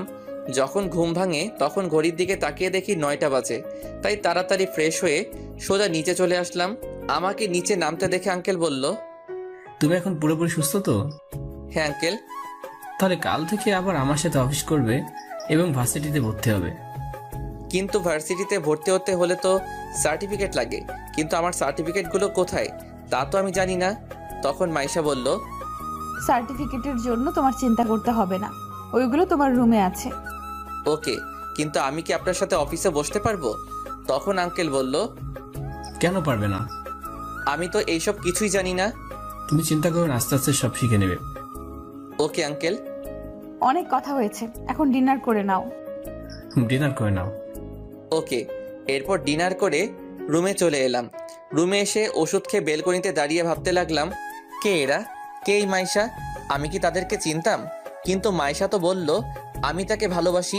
এটা কি সত্যি নাকি মিথ্যা? আমার বাবা মা কারা? কোথায় থাকে ওনারা? কি আমার পরিচয়? আমার নাম তামিম, এই ছাড়া কি আরো পরিচয় আছে আমার? আবার মাথা ব্যথা শুরু হয়ে গেল, তাই শুয়ে পড়লাম। কিন্তু এই আমি কাকে দেখতে পাচ্ছি?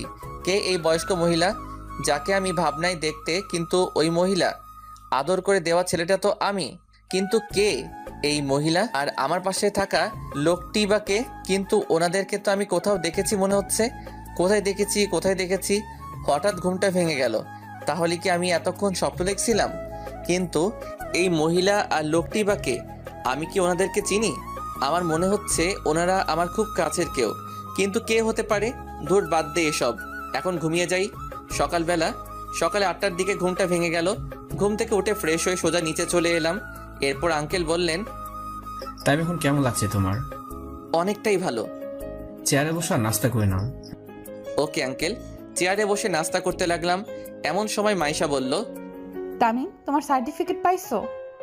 পাইছি, কিন্তু আঙ্কেল আপনাকে একটা কথা বলার ছিল। বলো, কি কথা? আমার আম্মু আব্বু কোথায়? ওনারা কি নেই? আমি তো জানি না। কেন? কারণ তুমি আমাদেরকে বলোনি তাই। আমি বলিনি মানে বুঝি নাই আঙ্কেল। আঙ্কেল ওই দিন রাতের ঘটনা বলে। ও নাস্তা খাওয়া শেষ করে রেডি হয়ে আসো। কেন? ভার্সিটিতে যেতে হবে আর আমাদের ভর্তি হতে হবে, এমনিতেই অনেক দিন দেরি হয়ে গেছে। ওকে, কিন্তু আপনাকে যেতে হবে না, আমি একাই ভর্তি হতে পারবো। আমি অন্য ভার্সিটিতে ভর্তি হব। কেন? আমার সাথে গেলে সমস্যা কি? কোনো সমস্যা নাই। তাহলে আমার সাথে পড়তে অসুবিধা কোথায়? আমার অন্য ভার্সিটিতে পড়তে চাই, তাই আপনার সাথে আপনার ভার্সিটিতে পড়তে চাই না। কিন্তু তখন আঙ্কেল বলল, আচ্ছা মা, বাদ দে তো, তামিম যখন চাইবে তখন ওকে ওর মতো চলতে দে। কিন্তু বাবা। কোনো চিন্তা নয়, তামিম যাও, গিয়ে রেডি হয়ে এসো। এই বলে আমি রুমে এসে একটা নর্মাল শার্ট আর প্যান্ট পরে নিচে এলাম। আমাকে এসব কাপড় পরতে দেখে আঙ্কেল বললেন, এগুলো তুমি কি পরেছো? কেন, শার্ট আর প্যান্ট পরছি। দামি দামি শার্ট থাকতে এই খ্যাতমার্কা শার্ট পরছো কেন? আমাকে এগুলো তো ভালোই লাগছে, আপনি আর না করবেন না। ওকে, সব কাগজপত্র নিয়েছো? নিছি। এই নাও কার্ড, আর পাসওয়ার্ড হলো। এটা কিসের কার্ড? এই ক্রেডিট কার্ড, তোমার যখন যা ইচ্ছে খরচ করতে পারো। না আঙ্কেল, আমার লাগবে না, আমাকে শুধু ভর্তি ফি আর 500 টাকা দেন, তাতেই হবে। ওকে নাও, আর এটা তোমার অফিসের কার্ড, ক্লাস করে অফিসে চলে এসো। Okay uncle. এই বলে আমি যখনই বাহির হতে যাব তখনই মাইশা বলল, গাড়ি নিয়ে যাবে না? না, আমি রিক্সা নিয়ে যাব। ওকে।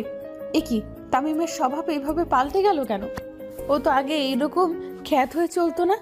তাহলে কি স্মৃতিশক্তি যাওয়ার সাথে তামিমের নিজস্ব পার্সোনালিটি চেঞ্জ হয়ে গেছে?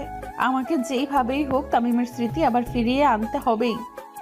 এই বলে বাসা থেকে বাহির হয়ে রিক্সার জন্য অপেক্ষা করতে লাগলাম। অনেকক্ষণ দাঁড়িয়ে থাকার পর একটা রিক্সা পেলাম। এরপর রিক্সা নিয়ে ভার্সিটির দিকে রওনা দিলাম। কিছুক্ষণ পর ভার্সিটি পৌঁছে গেলাম। রিক্সা ভাড়া দিয়ে ভার্সিটিতে প্রবেশ করলাম আর চারিদিকে চোখ বুলাতে লাগলাম। চারিদিকে সবাই স্মার্ট আর বড় লোকের ছেলে, শুধু আমি একা খ্যাত হয়ে ভার্সিটিতে ঢুকলাম। এরপর আমি অফিসে গিয়ে ভর্তি হয়ে ক্লাসরুমে এসে বসলাম।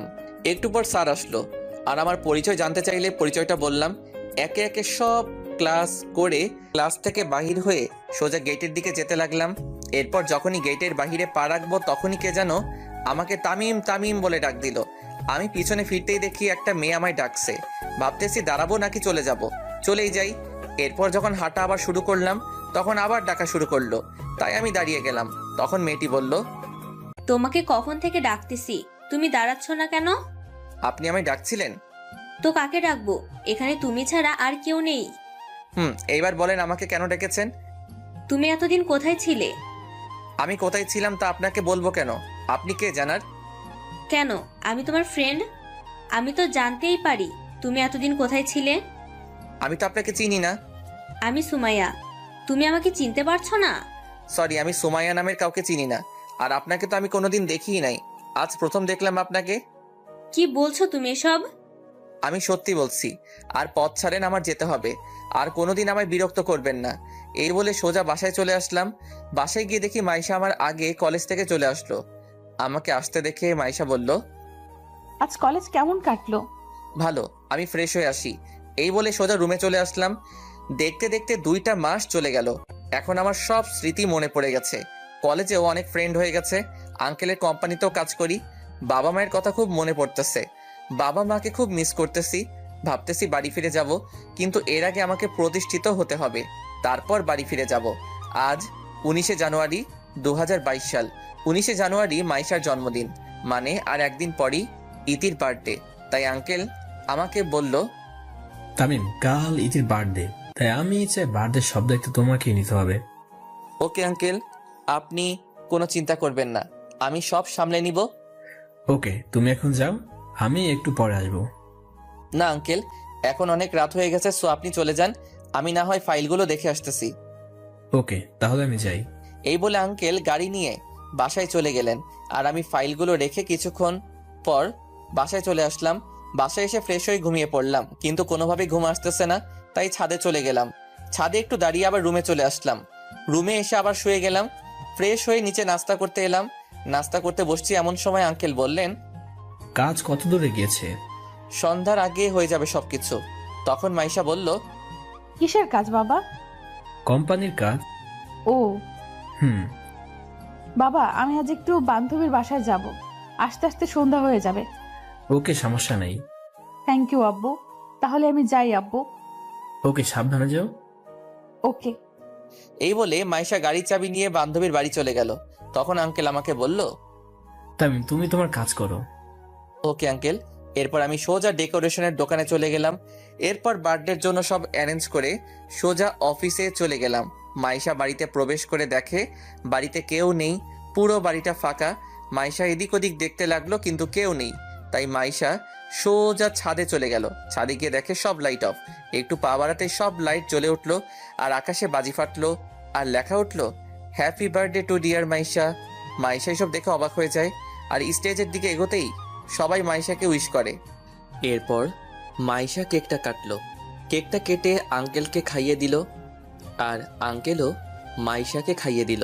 এরপর আরেকটা কেকের টুকরা নিয়ে আমাকে খাইয়ে দিতে চাইলে আমি আমার হাতে নিয়ে নিলাম। কেক কাটা পর্ব শেষ হলে আঙ্কেল মাইকে অ্যানাউন্স করলেন, আজ আপনাদেরকে একটা খুশির খবর দেওয়ার আছে। আর তা হলো আগামী 3 আগস্ট আমার মেয়ে মাসের সাথে আমার ভাইয়ের ছেলে তামিমের সাথে এঙ্গেজমেন্টের দিন ঠিক করা হলো। আঙ্কেলের কথা শুনে জন্মদিনে আসা সবাই হাততালি দিতে লাগলো। কিন্তু আঙ্কেলের এই অ্যানাউন্সটা আমার ভালো না লাগলেও অন্য আরেকজন এই অ্যানাউন্সটা শুনে খুব খুশি হলো। আর সে কেউ নয়, সে হলো মাইশা। মাইশাকে দেখেই বোঝা যাচ্ছে মাইশা খুব খুশি, কিন্তু আমি মোটেও খুশি না। কারণ বামুন হয়ে চাঁদে হাত দেওয়ার অধিকার আমাদের মতো গরিবের নাই। তাই আমার মাইশাকে বিয়ে করার স্বপ্ন না দেখাই ভালো। আমি আর ওইখান থেকে সোজা নিচে চলে আসলাম। কিন্তু নিচে এসে দেখি যে একটা মেয়ে একটা সোফায় বসে আছে আর কান্না করছে।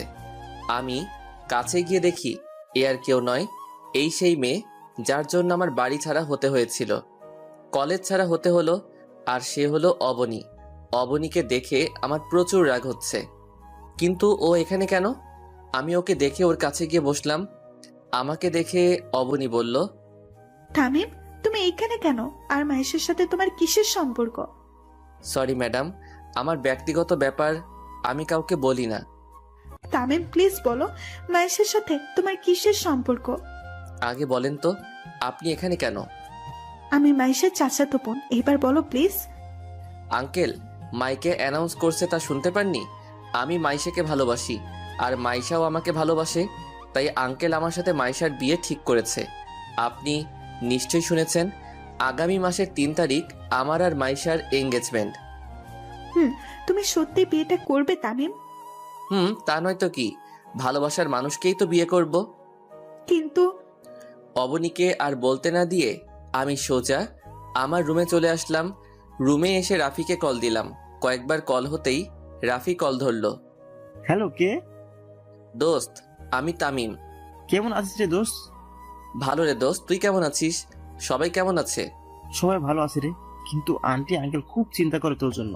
তুই ফিরে আয় প্লিজ। সরি রাফি, এটা আর সম্ভব না। কেন সম্ভব না? তুই কি আর ওইখানে আসবি না? আসবো, তবে আগে আমি আমার পড়াশোনা শেষ করব, নিজে প্রতিষ্ঠিত হব, তারপর গ্রামে ফিরে আসব। কিন্তু আন্টি আঙ্কেলের অবস্থা খুব খারাপ। ওকে, আমি কিছু টাকা পাঠাচ্ছি তোর নাম্বারে, তা আম্মুকে দিস আর বলবি তামিম আবার চলে আসবে, তবে একটু ধৈর্য ধরতে বলিস। টাকা আমি দিছি বলবি। ওকে, টাকা কখন দিবি? আমি টাকা দেওয়ার পর তোকে আবার কল দিব। এখন রাখি, বাই। ওকে ভাই, ভালো থাকিস, নিজের খেয়াল রাখিস। এরপর কলটা কেটে দিয়ে ফ্রেশ হয়ে ঘুমিয়ে পড়লাম। সকালবেলা বুকের উপর ভারী কিছু অনুভব করছি। আস্তে আস্তে চোখ খুলে দেখি অবনী আমার বুকের উপর শুয়ে আছে।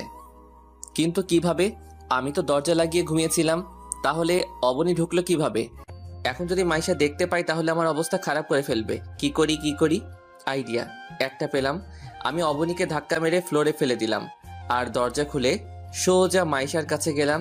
তখন আমাকে মাইশা বলল, এত সকালে তুমি আমার রুমে, ব্যাপার কি? কেন, আমার হবু বউয়ের রুমে কি আসতে পারবো না নাকি? নিশ্চয়ই আসতে পারবে, কিন্তু আজ হঠাৎ এত সকালে কোনো কারণ তো আছে। অবনী তোমার হবু বরের রুমে কি করছে? অবনী তোমার রুমে নাকি? আমার রুমে, তাও রাত থেকে মনে হয়। কিন্তু ওর এত বড় সাহস, ও আমার বরের রুমে কি করছে? এই বলে ইতি তার রুম থেকে বের হয়ে সোজা আমার রুমে গিয়ে যা করলো তা আমি কল্পনাও করতে পারলাম না। কারণ মাইশা আমার রুমে গিয়ে অবনীকে আমার রুমে দেখে ঠাস। কি ভাবছেন, থাপ্পড়টা অবনীর গায়ে লাগছে?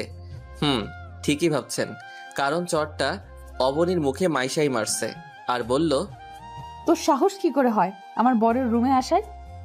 আমার প্রেমিকের রুমে আসতে সাহসের দরকার আছে নাকি? কে তোর প্রেমিক? কেন? তামিমকে আমি ভালোবাসি। কিন্তু আমি তোমাকে ভালোবাসি না অবনী, আর আমি মাইশাকে ভালোবাসি আর মাইশাকে বিয়ে করব। আমার বুকে শুধু মাইশার জায়গা, অন্য কারো জায়গা নাই। তামিম, সত্যি আমি তোমাকে খুব ভালোবাসি। তোকে বলছে তো তামিম তোকে ভালোবাসে না, তবু কেন ওকে বিরক্ত করছিস? যা এখান থেকে। অবনী আর কিছু না বলে কান্না করতে করতে চলে গেল। অবনী চলে যাওয়ার পর মাইশা আমাকে শক্ত করে জড়িয়ে ধরলো, যেন ছেড়ে দিলে কোথায় হারিয়ে যাব। তামিম, তুমি আমাকে এত ভালোবাসো জানতাম না তো। আমি তোমাকে খুব ভালোবাসি আর ভালোবেসে যাব। জানো, আজ আমি খুব খুশি। কেন জানতে পারি ম্যাডাম? এই যে আজ আমার সব আশা পূরণ হলো। কি আশা পূরণ হলো শুনি? তোমাকে আমার নিজের করে পেলাম, তাই। জানো, তোমাকে প্রথম দেখায় ভালো লেগে যায়, কিন্তু তোমাকে ভালোবাসার প্রস্তাব দিলে তুমি যখন আমায় ফিরিয়ে দিয়েছিলে, জানো, তখন আমার মনে হয় আমার মাথার উপর যেন আকাশ ভেঙে পড়েছে। আর তুমি যখন আমাকে তোমার সাথে ফ্রেন্ডশিপের কথা বললে, খুব খুশি হয়েছিলাম। আমাকে ছেড়ে কখনো কোথাও যাবে না তো? যাব না, তোমাকে ছাড়া কখনো ছেড়ে যাব না। সত্যি? আচ্ছা চলো, ব্রেকফাস্ট করবে, চলো। চলো, আমি ফ্রেশ হয়ে আসি। ওকে, তুমি আসো, আমি যাই। এরপর আমি ফ্রেশ হয়ে নিচে নেমে দেখি সবাই বসে আছে আমার জন্য, কিন্তু অবনীকে কোথাও দেখতে পাচ্ছি না। তাহলে কি অবনী চলে গেছে? যাক বাবা, ভালোই হয়েছে, আপদটা বিদায় হয়েছে। এরপর গিয়ে যখনই চেয়ারে বসবো তখন দেখি অবনী রান্নাঘর থেকে বাহির হচ্ছে। ধুর, আর ভালো লাগে না। অবনী এখান থেকে কবে যাবে? নাস্তা করে আঙ্কেলকে বললাম, আঙ্কেল আমি অফিসে যাচ্ছি, আপনি বাসায় বিশ্রাম করুন। ভার্সিটিতে যাবে না? যাব, ভার্সিটি থেকে ক্লাস করে অফিসে যাব। আচ্ছা, তাহলে অবনীকে আর মাইশাকে তোমার ভার্সিটি অ্যাডমিশন করিয়ে দিও তো। এই মেরে ছেড়ে এখন কি হবে? দূর, ভালো লাগে না। যেটার ভয় পেয়েছি সেটাই হলো। তার মানে অবনী এখানেই থাকবে, কিন্তু কেন? ওর বাবার কলেজ থাকতে এখানে কেন পড়তে হবে? নাকি আমাকে ফাঁসানোর প্ল্যান করতেছে? কি ভাবছো তামিম? কই কিছু না তো। আঙ্কেল আমার ভার্সিটিতে কেন? মাইশা যে ভার্সিটিতে পড়ে ওই ভার্সিটিতে তো। ঠিক আছে, আমি ভাবছিলাম সবাই যদি একই ভার্সিটিতে পড়ে তাহলে খুব ভালো হয়। ওকে, আপনার যেটা ভালো মনে হয় ওইটাই করেন। ওকে, তুমি ইতি আর অবনী তোমাদের ভার্সিটিতে অ্যাডমিশনের ব্যবস্থা করে নিও। ওকে আঙ্কেল, আপনারা রেডি হয়ে নিচে আসুন, আমি গাড়িতে অপেক্ষা করতেছি। ওকে। এরপর আমি নিচে নেমে গাড়িতে অপেক্ষা করতেছি। দূর, ভালো লাগে না। চাইছিলাম অবনীর থেকে দূরে থাকতে, কিন্তু এই তো একেবারে আঙ্কেলের বাড়িতে সেট হয়ে গেছে। কিন্তু কেন? নাকি আমাকে অবনীর প্রেমে ফাঁসানোর জন্য? অবনীর চাল এটা। না, আমি কিছুতেই ওর ফাঁদে পা দিব না। এইসব ভাবতেছি, হঠাৎ মাইশা বলল, কি হলো? কখন থেকে গাড়িতে উঠে বসে আছি, কিন্তু তোমার গাড়ি স্টার্ট করার কোনো নামই নাই। কি সব ভাবতেছো? ও তোমরা এসে গেছো? তখন অবনী বলল, আমরা তো অনেক আগেই এসেছি, কিন্তু আপনার তো গাড়ি স্টার্ট করার কোনো নামই নেই। তাহলে যাওয়া যাক। সব কাগজপত্র নিছো তো? নিছি। তারপর গাড়ি স্টার্ট করে সোজা ভার্সিটিতে চলে আসলাম। গাড়িটা পার্ক করে ভার্সিটির অফিসে গিয়ে মাইশা আর অবনীর ভর্তি করিয়ে দিলাম। এরপর তিনজনে ক্লাসে চলে আসলাম। যেহেতু সবাই একই ক্লাসে আর একই বিভাগে পড়ি, তাই তিনজনেই একই ক্লাসে গিয়ে বসলাম। এরপর স্যার এসে ক্লাস করালেন। তারপর একে একে সব ক্লাস করে বাহিরে চলে আসলাম, কিন্তু মহারানীদের আসার নাম নাই। আমি মাঠের একপাশে সিঁড়িতে গিয়ে বসলাম। হঠাৎ একটা মেয়ে এসে বলে, হাই, আমি নীলা। তো আমি কি করব? কিছু করতে হবে না। এই তো গুড। এরপর পিছনে ফিরতেই দেখি মাইশা আর অবনী দাঁড়িয়ে। আমি ওদের চোখের দিকে তাকাতেই দেখি চোখগুলো রাগে লাল হয়ে গেছে। মনে হচ্ছে যেন ওই চোখের ভিতর থেকে আগুন বাহির হবে। আমি তো ভয়ে শেষ। এখন কি হবে? কি আর হবে? আমি তো আর ইচ্ছে করে ওর সাথে কথা বলিনি। তখন মাইশা রেগে বলল, তুই ওই নীলার সাথে কি কথা বলতেছিলি? মেয়ে দেখলেই শুধু কথা বলতে ইচ্ছে করে, তাই না? এই রে, এই মেয়ে তো তুই তুকারি শুরু করে দিল। এখন কি হবে? খুব রেগে আছে। আমি ইচ্ছে করে কথা বলিনি। নীলা নিচ থেকে আমার সাথে কথা বলতে আসছিল, আমি তো কথাই বলিনি ওর সাথে। সত্যি তো তামি? সত্যি বলছি। মাইশা, আমি কিন্তু মিথ্যে বলতেছি। ও বুঝছি, তার মানে সবকিছুর মেইন হচ্ছে এই অবনী। দাঁড়াও, দেখাচ্ছি অবনী তোমাকে। আমাকে কলেজ থেকে টিসি দিয়ে এখন আবার আমার আর মাইশার মাঝে ফাটল ধরাতে আসছো? মাইশা কলিজা আমার, বিশ্বাস করো আমি নিজ থেকে ওই মেয়েটার সাথে কথা বলিনি। মাইশাকে কলিজা ডাকতে শুনে অবনী রাগে ফেটে যাচ্ছে, মনে হচ্ছে যেন কাঁচা খেয়ে ফেলবে আমাকে। আমি তোমাকে কখনো অবিশ্বাস করতে পারি না। আমি জানি তুমি কখনো নিজ থেকে মেয়েদের সাথে কথা বলবে না। অবনীকে আরো রাগানোর জন্য মাইশাকে বললাম, কলিজা চলো যাওয়া যাক, অনেক দেরি হয়ে গেছে, অফিসে যেতে হবে তো। মাইশার একটা হাত ধরে বললাম। আমাকে মাইশার হাত ধরতে দেখে অবনী আর থাকতে না পেরে গাড়িতে গিয়ে বসে পড়ল। আমিও খুশি। অবনী এখন কেমন লাগে? আমাকে ভালোবাসতে আসছো? তখন তো বলেছিলে আমার কিছু নেই, তাহলে আজ কেন আমাকে ভালোবাসতে আসছো? অবনী, তোমাকে আমি কোনোদিন ভালোবাসতে পারবো না, কারণ আমি মাইশাকে খুব ভালোবাসি। কি হলো, চলো। চলো। আজ কিন্তু আমরা একটা রেস্টুরেন্টে যাব।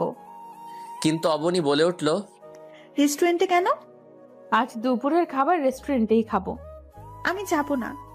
কেন যাবি না? আমার রেস্টুরেন্টের খাবার ভালো লাগে না। তামিম, তুমি গাড়ি স্টার্ট দাও আর একটা রেস্টুরেন্টের সামনে গাড়িটা থামাবা। ওকে মহারানী। এরপর গাড়ি ড্রাইভ করে সোজা একটা রেস্টুরেন্টের সামনে গাড়িটা পার্কিং করলাম। তারপর তিনজনে রেস্টুরেন্টে ঢুকলাম আর একটা ভিআইপি কেবিনে বসলাম।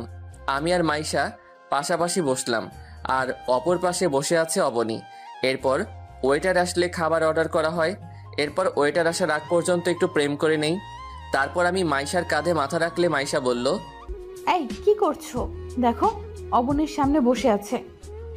আমার তো এতক্ষণ অবনীর কথাই মনেই ছিল না। সরি কলিজা। একটু পর ওয়েটার খাবার নিয়ে চলে আসলো।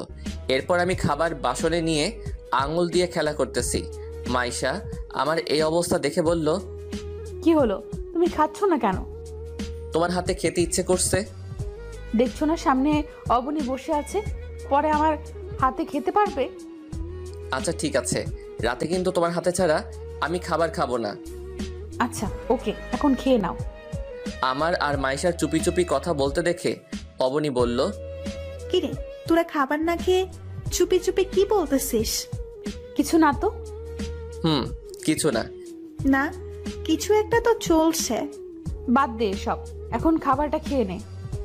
এরপর খাওয়া শেষ করে বিল মিটিয়ে ইতি আর অবনীকে বাড়ি ড্রপ করে দিয়ে সোজা অফিসে চলে আসলাম। এরপর সোজা এসে কেবিনে বসলাম। 2টা ফাইল দেখা শেষ হলে, ওকে তুমি যাও আমি আসতেছি। এরপর আমার কেবিন থেকে বের হয়ে সোজা আঙ্কেলের কেবিনে গেলাম। আঙ্কেলের কেবিনে ঢুকে সালাম দিলাম। আসসালামু আলাইকুম আঙ্কেল। ওয়ালাইকুম সালাম। তুমি চেয়ারে বসো। Okay uncle. তাই আজকে তোমাকে রাতে অফিসে থাকতে হবে। ওকে, সমস্যা নাই। আচ্ছা, সন্ধ্যা একটা প্রজেক্ট আছে, আর ওই প্রজেক্টটা যদি আমরা পাই তাহলে আমাদের কোম্পানির 70% লাভ হবে।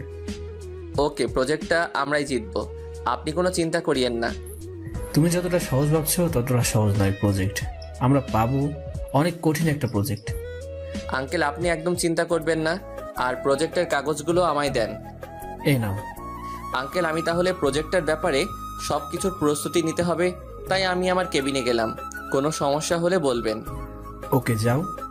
এরপর আঙ্কেলের কেবিন থেকে বের হয়ে সোজা আমার কেবিনে চলে আসলাম। প্রজেক্টের ব্যাপারে সব কিছু প্রস্তুতি নিয়ে নিলাম। এখন শুধু প্রজেক্টটা ক্লায়েন্টের সামনে উপস্থাপন করা। দেখতে দেখতে 8টা বেজে গেল। তারপর আমি আর আঙ্কেল কনফারেন্স রুমে চলে গেলাম। এরপর সব ক্লায়েন্ট চলে আসলো। এরপর একটা ক্লায়েন্ট বলল, জি দামি প্রজেক্ট দেখাও। জি আঙ্কেল। এরপর আমি প্রজেক্টর অন করে পুরো প্রজেক্টটা দেখাতে লাগলাম। এরপর প্রজেক্টটা শেষ হলে সবাই হাততালি দিল। মিস্টার চৌধুরী, আমি আপনার প্রজেক্টটা কিনতে চাই। আমিও আপনার প্রজেক্টটা কিনতে চাই। ওকে, ডিল ডান। ওকে, ডিল ফাইনাল। এই নিন। আমার পক্ষ থেকেও ডিল ফাইনাল। এই নিন, 50% আগে পরিশোধ করে দিলাম, বাকিটা প্রজেক্ট হাতে আসার পর। ওকে মিস্টার রায়হান, প্রজেক্টটা আগামী 3 দিনের মধ্যে পেয়ে যাবেন। ওকে, এখন আসি মিস্টার চৌধুরী। এরপর আরো কয়েকটা কোম্পানিতে আমাদের প্রজেক্টর কিনে নিল। সবাই আঙ্কেল আর আমার সাথে হাত মিলিয়ে চলে গেল। সবকিছু তোমার জন্য সম্ভব হয়েছে। কংগ্রাচুলেশন তামিম। এটা আমার কর্তব্য আঙ্কেল। এই প্রজেক্টের জন্য আমরা 80 কোটি টাকা পেয়েছি, আরও 120 কোটি টাকা পাবো যদি কোম্পানি আমরা প্রজেক্টটা দিতে পারি। তাতে আমরা আমাদের কোম্পানি আরেকটা শাখা করতে পারবো। আঙ্কেল আপনি কোনো চিন্তা করবেন না, প্রজেক্টটা সব কোম্পানিকে আমরা দিতে পারবো। তুমি এখন বাসায় যাও। না আঙ্কেল, আপনি বাসায় যান। আজ থেকে আপনার কোম্পানি আমি সামলাবো। সত্যি তুমি সামলাবে? তাহলে খুব ভালো। আঙ্কেল, আজ থেকে আমি সামলাবো। আপনি বাসায় যান, আমি একটু পর বাসায় যাব। ওকে, আমি যাই তাহলে, তুমি সাবধানে এসো। আঙ্কেল আপনিও সাবধানে যাবেন। এরপর আঙ্কেল চলে গেল। পিয়ন ডাক দিয়ে কফি আনতে বললাম, কারণ রাত প্রচুর হয়েছে, যার কারণে আমার একটু একটু ঘুম আসতেছে। কিন্তু আমার ঘুমালে চলবে না, কারণ 3 দিনের মধ্যে প্রজেক্টের 8টা কপি তৈরি করতে হবে। আমাদের কাছে মাত্র 2টা কপি আছে। যেইভাবেই হোক আজকের মধ্যে আরো 2টা কপি রেডি করতে হবে। কিন্তু এত কম সময় 2টা কপি কিভাবে তৈরি করব, কি যে করি, কিভাবে যে কপি তৈরি করি। যেইভাবেই হোক কপিগুলো রেডি করতেই হবে। হঠাৎ মোবাইলটা যেন কেঁপে উঠলো। রাত 12টা বাজে, কিন্তু এত রাতে কে কল দিবে? মোবাইলটা হাতে নিয়ে দেখি মাইশা কল দিয়েছে। আমি কলটা রিসিভ করতেই ওপাশ থেকে, তামিম তুমি কোথায়? এত রাত পর্যন্ত অফিসে কিসের এত কাজ, যার জন্য বাসায় আসতে পারতেছো না? এই তো একটু পর চলে আসতেছি মাইশা জানো। ওকে, দেরি করো না কিন্তু, আমি তোমার জন্য এখনো না খেয়ে বসে আছি। কি তুমি এখনো খাও নাই? তোমার জন্য অপেক্ষা করতেছি, তুমি আসলে তোমার হাতে খাবো বলে। আজকে পারবো না, তুমি এখন খেয়ে লক্ষ্মী মেয়ের মতো ঘুমিয়ে পড়ো। কিন্তু কোনো কিন্তু নয়, তুমি খেয়ে ঘুমিয়ে পড়বে ব্যাস। ওকে, তুমি তাড়াতাড়ি চলে এসো কিন্তু। ওকে।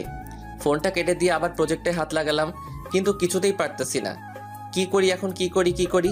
এরপর কম্পিউটারে হাত দিয়ে প্রজেক্টটা আস্তে আস্তে আবারও রেডি করতে লাগলাম, কিন্তু একবারে হলো না। তাই 3-4 বার ট্রাই করার পর হয়ে গেল। তারপর 2টা কপি করে বাসায় চলে আসলাম। এইভাবে কেটে গেল কয়েকটা দিন। কাল 3ই আগস্ট, আর আমার আর মাইশার এঙ্গেজমেন্ট। তাই এঙ্গেজমেন্টের জন্য অনেক কিছুর আয়োজন করছে, তাই আর অফিসেও যাওয়া হলো না। তাই আমি আমার রুমে বসে আছি, এমন সময় অবনী আমার রুমে আসলো। আমি অবনীকে দেখে বললাম, তুমি এখানে কি করছো? কেন আসতে পারি না নাকি? না, তুমি আমার রুমে আসতে পারো না। তামিম, একটা কথা বলবে আমায়? কি কথা বলেন? তো ভালোবাসো? কি বলতে চাইছেন আপনি? আমি বলতে চাইছি যে আমি তোমাকে খুব ভালোবাসি, তাই আমি চাই তুমি মাইশের সাথে এঙ্গেজমেন্ট করবে না। সরি, আপনি কে বলার? আমি কার সাথে এঙ্গেজমেন্ট করব না করব এটা সম্পূর্ণ আমার ব্যক্তিগত ব্যাপার। সত্যি তুমি মাইশাকে বিয়ে করবে? অবশ্যই করব, তাতে সন্দেহের কি আছে? ও আচ্ছা, বিরক্তি করছে মনে হয় তোমাকে এসব কথা বলে। তুমি যতই কাঁদো না কেন অবনী, তোমাকে আমি কোনো দিন ভালোবাসিনি, ভালোবাসবো না, কারণ তুমি আমার অনেক ক্ষতি করছো, যার ক্ষতিপূরণ চাইলেও তুমি দিতে পারবে না অবনী। তাই তুমি আমার কাছ থেকে অবহেলা ছাড়ার কিছু আশা করতে পারবে না। আপনি এখন এখান থেকে যাননি? যাচ্ছি। অবনী চলে গেল আর আমিও ঘুমিয়ে গেলাম। সকালবেলা দরজার টোকার আওয়াজ, ঘুমটা ভেঙে গেল। ধুর, ভালো লাগে না। কোন হারামজাদা আমার কাঁচা ঘুমটা ভাঙলো রে? এই কে রে? আমি। ও তুমি? তারপর দরজাটা খুলে দিলাম। মাইশা ভিতরে ঢুকে বলল, তাড়াতাড়ি উঠো। এত সকাল সকাল কেন উঠবো? এত সকাল মানে? এখন কয়টা বাজে খেয়াল আছে? হবে 7টা 8টা। না মহারাজ, এখন 10টা বাজে।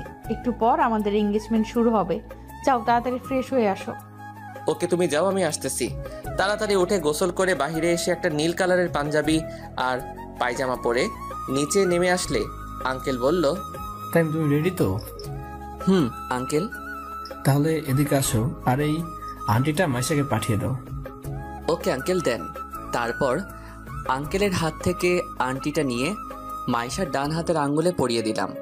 মাইশাও আমার হাতে আংটি পরিয়ে দিলে অনুষ্ঠানে থাকা সবাই খুশিতে হাততালি দেয়। কিন্তু সবাই হাসি খুশি হলেও একটা মানুষের খুব মন খারাপ, আর সে আর কেউ নয়, সে হলো অবনী। তার মুখ দেখে বোঝা যাচ্ছে অবনী এই বিয়েটা সহ্য করতেই পারছে না। কিন্তু কেন? আমি তো অবনীকে ভালোবাসি না, আর একতরফা কখনো ভালোবাসা হয় না। এইসব ভাবতেছি, হঠাৎ স্পিকারের শব্দে ধ্যান ভাঙলো। তখন আঙ্কেল বলল, লেডিস অ্যান্ড জেন্টলম্যান, আগামী 1 ডিসেম্বর তামিম আর মাইশার বিয়ে। আশা করি যারা আজকেও এসেছেন তারা সবাই বিয়ের দিন আসবেন আর তাদের এই জুটিটাকে আশীর্বাদ করবেন। এত তাড়াতাড়ি আঙ্কেল বিয়ে ঠিক করে ফেলবে আমি তো ভাবতেই পারিনি। আমি আর নিচে না থেকে সোজা ছাদে চলে আসলাম আর ভাবতে লাগলাম, কি থেকে কি হয়ে গেল। আজকে আমার এঙ্গেজমেন্ট, অথচ আমার বাবা মা আমার এঙ্গেজমেন্টে উপস্থিত নাই। পুরা কপালে আর কি যে সহ্য করতে হবে তা নিজেও জানি না। মা বাবা, জানি না তোমরা কেমন আছো, হয়তো আমাকে নিয়ে চিন্তা করছো। চিন্তা করো না মা, আর কয়েকটা দিন অপেক্ষা করো, তোমার ছেলে আবার তোমার কোলে ফিরে আসবে মা। এইসব ভাবতেছি আর কান্না করতেছি। হঠাৎ করে কে যেন কাঁধে হাত রাখলো। আমি পিছনে ফিরতেই দেখি অবনী। আমি চোখের পানি মুছে অবনীকে বললাম, আপনি এখানে কেন? আগে বলো তুমি কাঁদছো কেন? আমার কান্না ছাড়া আর কি বা করার আছে? আমার জীবনটাকে যে আপনি তছনছ করে দিছেন। আপনার জন্য আমার কলেজ ছাড়া হতে হলো মা বাবা ছাড়া। জানেন, মা বাবার কথা মনে পড়লেও মা বাবার সাথে দেখাও করতে পারছি না, শুধুমাত্র আপনার জন্য। কি দোষ করেছিলাম আমি? কি দোষ ছিল আমার? বলেন না ম্যাডাম। অবনী নিশ্চুপ। কি হলো, চুপ কেন? জানি আপনার কাছে এইসব প্রশ্নের উত্তর নাই। কেন জানেন? আপনি ভালোবাসার নামে ছেলেটার দুর্বলতার সুযোগ নিয়ে ছেলেটাকে নিয়ে শুধু খেলা করতে পারেন, এছাড়া আর কিছুই তো পারেন না। আর হ্যাঁ, আরেকটা কথা, এই বাড়িতে যতদিন আছেন ততদিন আর আমার চোখের সামনে আসবেন না। আপদটা বিদায় হলো। এরপর ছাদ থেকে সোজা নিচে এসে গাড়ি বের করে সোজা একটা নদীর তীরে চলে গেলাম। কিছুক্ষণ প্রকৃতির ছোঁয়া অনুভব করে আবার বাসায় ফিরে আসলাম। বাসায় এসে রুমে চলে আসলাম। রুমে এসে দেখি মাইশা আমার রুমে শুয়ে আছে। মাইশাকে ঘুমন্ত অবস্থায় দেখতে একদম পরীর মতো লাগতেছে। তার গোলাপি ঠোঁটগুলো যেন আমায় তার কাছে টেনে নিচ্ছে। তবুও নিজেকে কন্ট্রোল করে মাইশার কপালে ভালোবাসার পরশ এঁকে দিয়ে সোজা ফ্রেশ হতে গেলাম। ফ্রেশ হয়ে বাহিরে এসে দেখি মাইশা বিছানায় বসা। আমি মাইশাকে দেখে বললাম, তুমি ঘুম যাওনি? তোমাকে বাইরে রেখে কিভাবে একা ঘুমাতে পারি বলো? এই তুমি ডিনার করছো? না, কেন? তোমার হাতে খাবো বলে এখনো না খেয়ে বসে আছি। আচ্ছা যাও, খাবার নিয়ে আসো, আমারও খুব খিদে পেয়েছে। আচ্ছা যাচ্ছি। মাইশা, আঙ্কেল কি ঘুমিয়ে গেছে নাকি? অনেকক্ষণ হয়েছে। আচ্ছা তুমি গিয়ে খাবার নিয়ে এসো। এরপর মাইশা রুম থেকে বাইরে চলে গেল। তারপর কিছুক্ষণ পর একটা প্লেটে কিছু খাবার নিয়ে ফিরে আসলো। তারপর আমার কাছে বসে বলল, যাও গিয়ে হাত ধুয়ে আসো। আমিও লক্ষ্মী ছেলের মতো হাত ধুয়ে আসলাম। এবার হা করো। আমি হা করলাম আর মাইশা আমায় খাইয়ে দিল। এরপর খাওয়া শেষের দিকে মাইশার আঙুলে একটা কামড় দিলাম। মাইশা তাড়াতাড়ি আমার মুখ থেকে আঙুলটা বের করে আঙুলে ফু দিতে লাগলো আর আমাকে বলল, এই তুমি আমাকে কামড় দিলে কেন?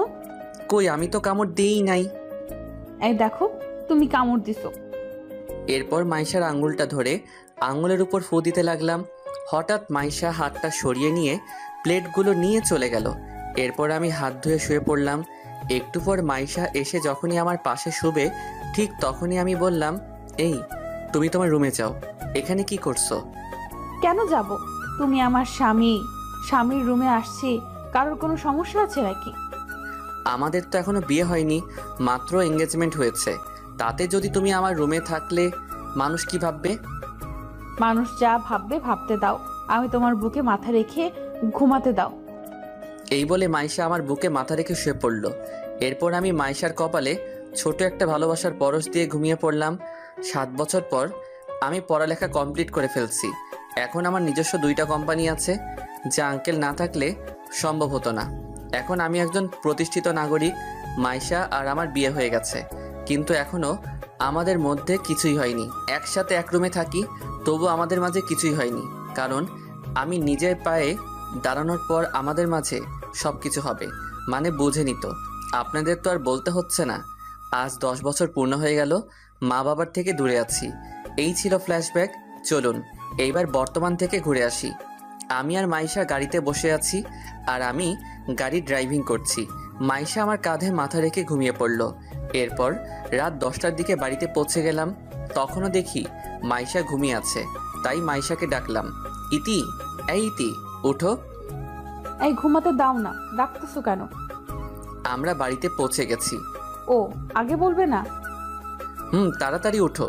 এরপর গাড়ি থেকে নেমে বাড়ির দরজায় টোকা দিলাম, কিন্তু দরজা কেউ খুলল না। কিছুক্ষণ টোকা দেওয়ার পর মা দরজা খুলল।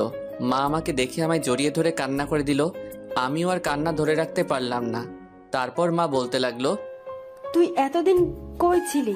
মায়ের কথা কি কখনো মনে পড়ে না? জানিস তুই যাওয়ার পর তোর বাবা তোর জন্য কত কেঁদেছে। বল না, এতদিন কই ছিলি? তুই আর আমাদের ছেড়ে যাবি না তো? না আম্মু, আমরা এখানেই থাকবো। তামি মেয়েটা কে রে?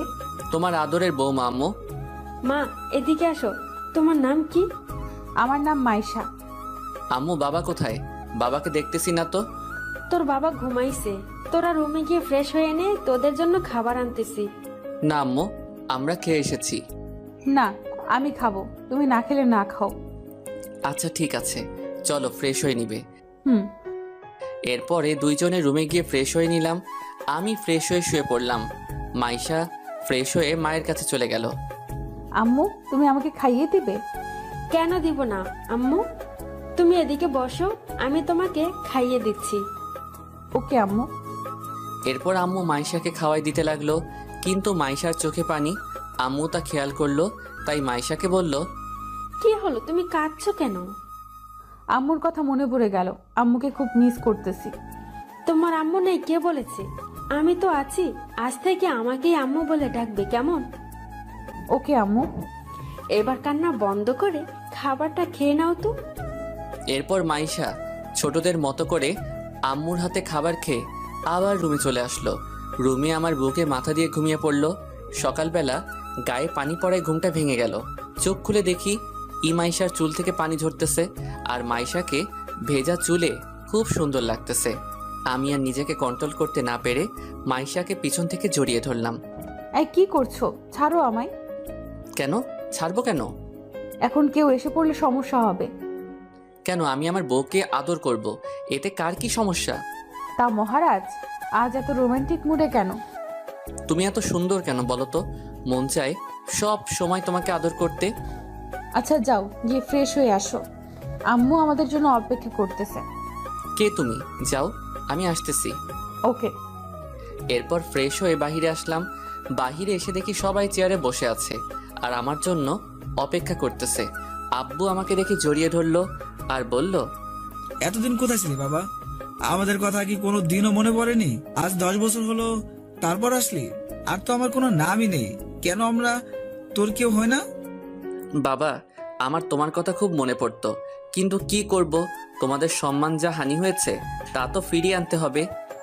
তুই আর কোথাও যাচ্ছিস না তো? না বাবা, আম্মু নাস্তা দাও, আমি একটু বাহির হব।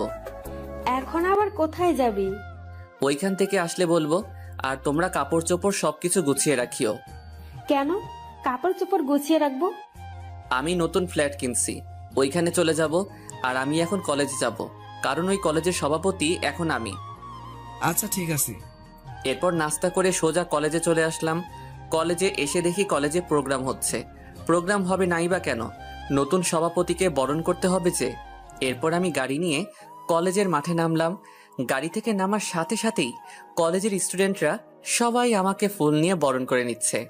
এরপর আমি স্টেজে গিয়ে বসে পড়লাম। এরপর প্রিন্সিপাল মাইকে অ্যানাউন্স করলেন, মাই ডিয়ার স্টুডেন্ট, আজকে আমাদের কলেজের নতুন সভাপতি তোমাদের সম্মুখে কিছু বলবেন। আমি সভাপতি মহোদয়কে অনুরোধ করব উনি যেন তার মূল্যবান বক্তব্য পেশ করেন। প্রিন্সিপালের অ্যানাউন্স শুনে সবাই হাততালি দিল। এরপর আমি স্টেজে গিয়ে মাইকে গিয়ে আমার বক্তব্য শুরু করলাম। আসসালামু আলাইকুম, সবাই কেমন আছেন? আমি এই কলেজেরও স্টুডেন্ট ছিলাম, কিন্তু এই কলেজে আমার স্থান হয়নি। শুধুমাত্র মিথ্যা অপবাদে আমাকে এই কলেজ থেকে টিসি দিয়েছিলেন। তখন সভাপতি ছিলেন মিস্টার চৌধুরী। সেদিন আমি ওনাকে চ্যালেঞ্জ করছিলাম, একদিন ওনার কলেজের সভাপতি আমি হব। আমি আমার চ্যালেঞ্জ রেখেছি।